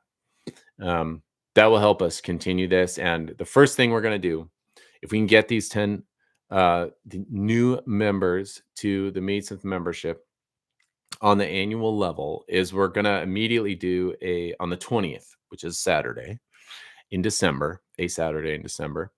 We're going to do a goose cookery seminar, and it'll be live, so we can all hang out live and roast a goose and prepare a goose. I've got two. I've singled them out. This is how I have to plan for these seminars far in advance. I mean, technically since April, but I left two. They'll be ready to go, so that we can. We won't keep you here for the entire roasting of the goose because that would be a little long, but we will be able to do the cover the essentials and what you need to know to roast a goose to ridiculously delicious results. It's so good. I just roasted a goose in my shop for Thanksgiving. We stuffed it with chestnuts and shallots, flambéed in whiskey. It was so good. And when we roast this goose, I'll show you specifically, just for the members, how to get that perfect, even cooking on the goose carcass. So you won't have overly dry breasts and undercooked thighs. There is a technique to this. It's very simple. And that way you can always roast a goose, because you should roast a goose. It's part of the Christmas feast. It's part of the Martinmas feast, November 11th. You got to roast geese because you need to raise them. They're so good, especially if you have a little grass. They're also really easy to fence. They don't do well with a polywire electric fence. That's one challenge with them. But they also don't jump, especially heavy breed geese. If you get Emdens or Toulouse geese, they are heavy breed, right? Their bodies are too big for their wings. So they don't jump. They can't really fly very well, if at all, especially if you feed them well. And so you can retain them with a nice short fence, like 30 inches tall, that it's easy for you to step over. And they'll just be completely contained by that and grazing and getting fat on your pasture on St. Martin's summer, which is pretty regular here in Oklahoma. Actually, we always get a little bit of warmth and another flush of grass in the month of November. It's pretty great. So definitely get the geese. They're so much more than garden animals. They are the nobility of the bird world, and a great, great resource in the kitchen because of all the confit and the magnanimous roast goose. It's so good. Yes, so definitely, if you are currently a monthly member, you can sign up to be an annual member today, and that would be awesome. And basically, you would just sign up for you probably have to log out of your current and log out of your membership currently from the website, and then sign up for the annual membership, and then we'll prorate your monthly after that. Victoria can handle that, and we can make that work. So join as an annual member. And if you want help with that, to switch from monthly to annual, you can always email Victoria, who knows how to make all these things work, at community@farmsteadmeatsmith.com. And we can make that happen. That'll be great. All right, excellent. I'm going to see if I'm going to check the comments here. Oh, cool. We've got people on Instagram watching. That's awesome. Thank you for that. And then I want to make sure that we have any questions from Meatsmith members that I may have missed. I'm going to pull that up really quick.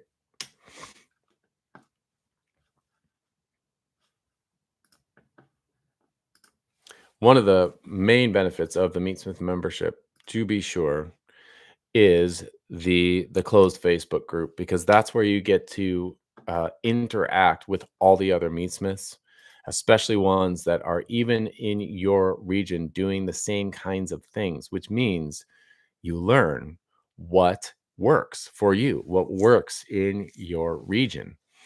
Because when you endeavor to go by the old methods and not use refrigeration as much as you may have in the past, you are accepting the limitations of your climate. You're working with your seasons. The winter becomes your refrigerator. And when you do that, it's nice to have some help, because you know what? The traditions, if you're one of the very few whose parents did it and grandparents and pass it on to you, then you are very blessed. But most of us, we have to sort of rediscover these things through trial and error. And that's what the Meatsmith membership helps you to do. We help you rediscover these things. And it's simpler than it sounds, just because you just need a few little adjustments to your sensibilities and a little bit of confidence with being able to judge when meat is good, when it is bad. And you can pretty much remove the crippling fear that meat is going to go bad in a way that's really going to surprise you and be totally invisible to all your senses. That is so rare. That doesn't really happen on the home scale when you're doing things simply and avoiding industrial processes. Um, and that is actually exclusively the result of centralized industrial production. So literally, you can confidently proceed to cure your own meat, knowing that if it doesn't smell terrible and inedible, it's good. It's just ripening and getting better, because this is simple. This is really simple stuff. Oh, that's great. Thank you, Wendy. Oh, that's, yeah. So Wendy found us on the School of Traditional Skills. That's awesome. Thank you. We've got a couple courses up there, and we really go much, much deeper in the Meatsmith membership on our website, with over 70 films, and it's all pertaining to meat production and all manner of species. We cover them all, from beef to rabbit. And we're just going to keep filling it. We're just going to keep putting more up there. So definitely check that out. Thank you. Do sign up, uh, and even consider as a gift an annual membership to the Meatsmith membership, um, where you can get access to these 70 videos and support us on Small Business Saturdays so that we can produce more. That's the goal. I'm really trying to not just maintain the production, but I want to improve it. And I want to improve the depth and the quality of the instruction that is there. And to do that, I've hired a team to help me, and which means I need you to help me to support them so that I can really use them for all the good that they can bring. And they have those skills that I don't, that I can't, marshal, even though I've kind of tried to for the past 15 years do it on my own. So you can help us to increase the podcast, its quality, the instructional nature of the podcast, and to increase my kit, my filming kit and the time I'm able to give to it so that I can do more live instructionals for the Meatsmith members and recorded ones that are slightly longer form. And then finally, to help us launch our storefront. That's coming in about a week, so it's going to happen. But I really want it to be smooth and perfect. Not something that I kind of put together and figuring it out on my own, but have professionals do it. So it's slick. And then you have access to the list of equipment that I've curated over the past 15 years. And to do all those things, we need your help. So sign up for an annual membership, and you will enrich your family table incalculably through that. And we'll be able to augment the membership and increase it with this way. And then also, look at our upcoming classes on the website where you can sign up for our Family Pig 1 class and our Family Pig 2. The Family Pig 2, both of them are 3-day classes. Family Pig 2 is coming up in a week. And if that's a little soon, you can then look to April 16th, 17th, and 18th, and sign up for the first class we did, our original class, where we do 2 pigs over the course of 3 days. We start with the living pigs, we slaughter them, cut them, cure them, and cook them over the course of 3 days with only a max of 8 students. So the hands-on learning is undiluted. You go home knowing how to do it. So we would love to have you there for that. So thank you everyone for joining us on this. I hope you found the information on curing confit, utilizing it, and rillettes, and how a dysfunctional RV refrigerator is actually no problem when you cure things without the need of refrigeration in the first place. And so for more of that, join the membership, join us, and we'll keep this going. We do monthly live chats just like this on the membership, where I can walk you through processes in person. And you can really enrich your family table by harvesting the meat that you raise better than anyone else. Better than anyone else you can pay to do it, and retain the whole harvest. It's really, really what constitutes, I think, a large part of what constitutes the good life. All right, everybody. I think I am going to lose my voice very soon here. Thank you again for joining us. I think I'm going to sign off pretty soon.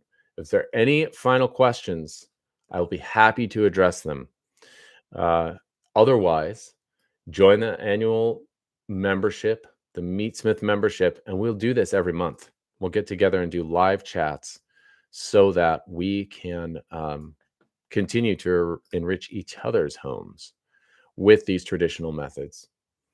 So let me know. All right, there we go. I'm just going to check really quick, make sure I haven't missed anything. There we go.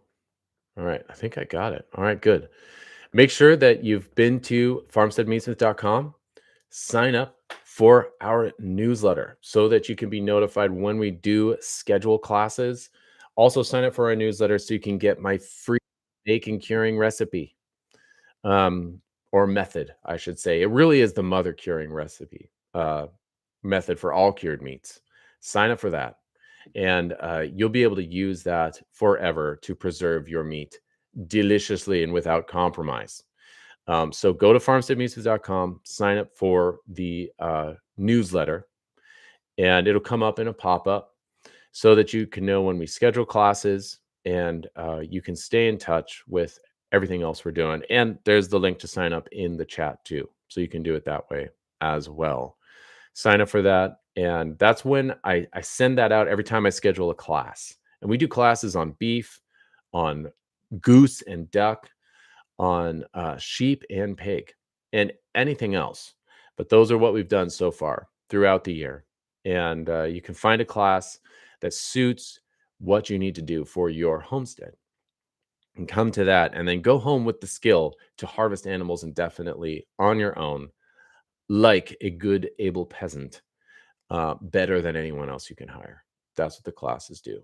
So please stay in touch with that. Sign up for the Meatsmith membership if you can. The annual membership, we're going to try to get 10 today, and then we'll continue with our offerings. We'll continue augmenting the Meatsmith membership, launching our storefront, and our podcast, which is going to go to weekly, coming just next month.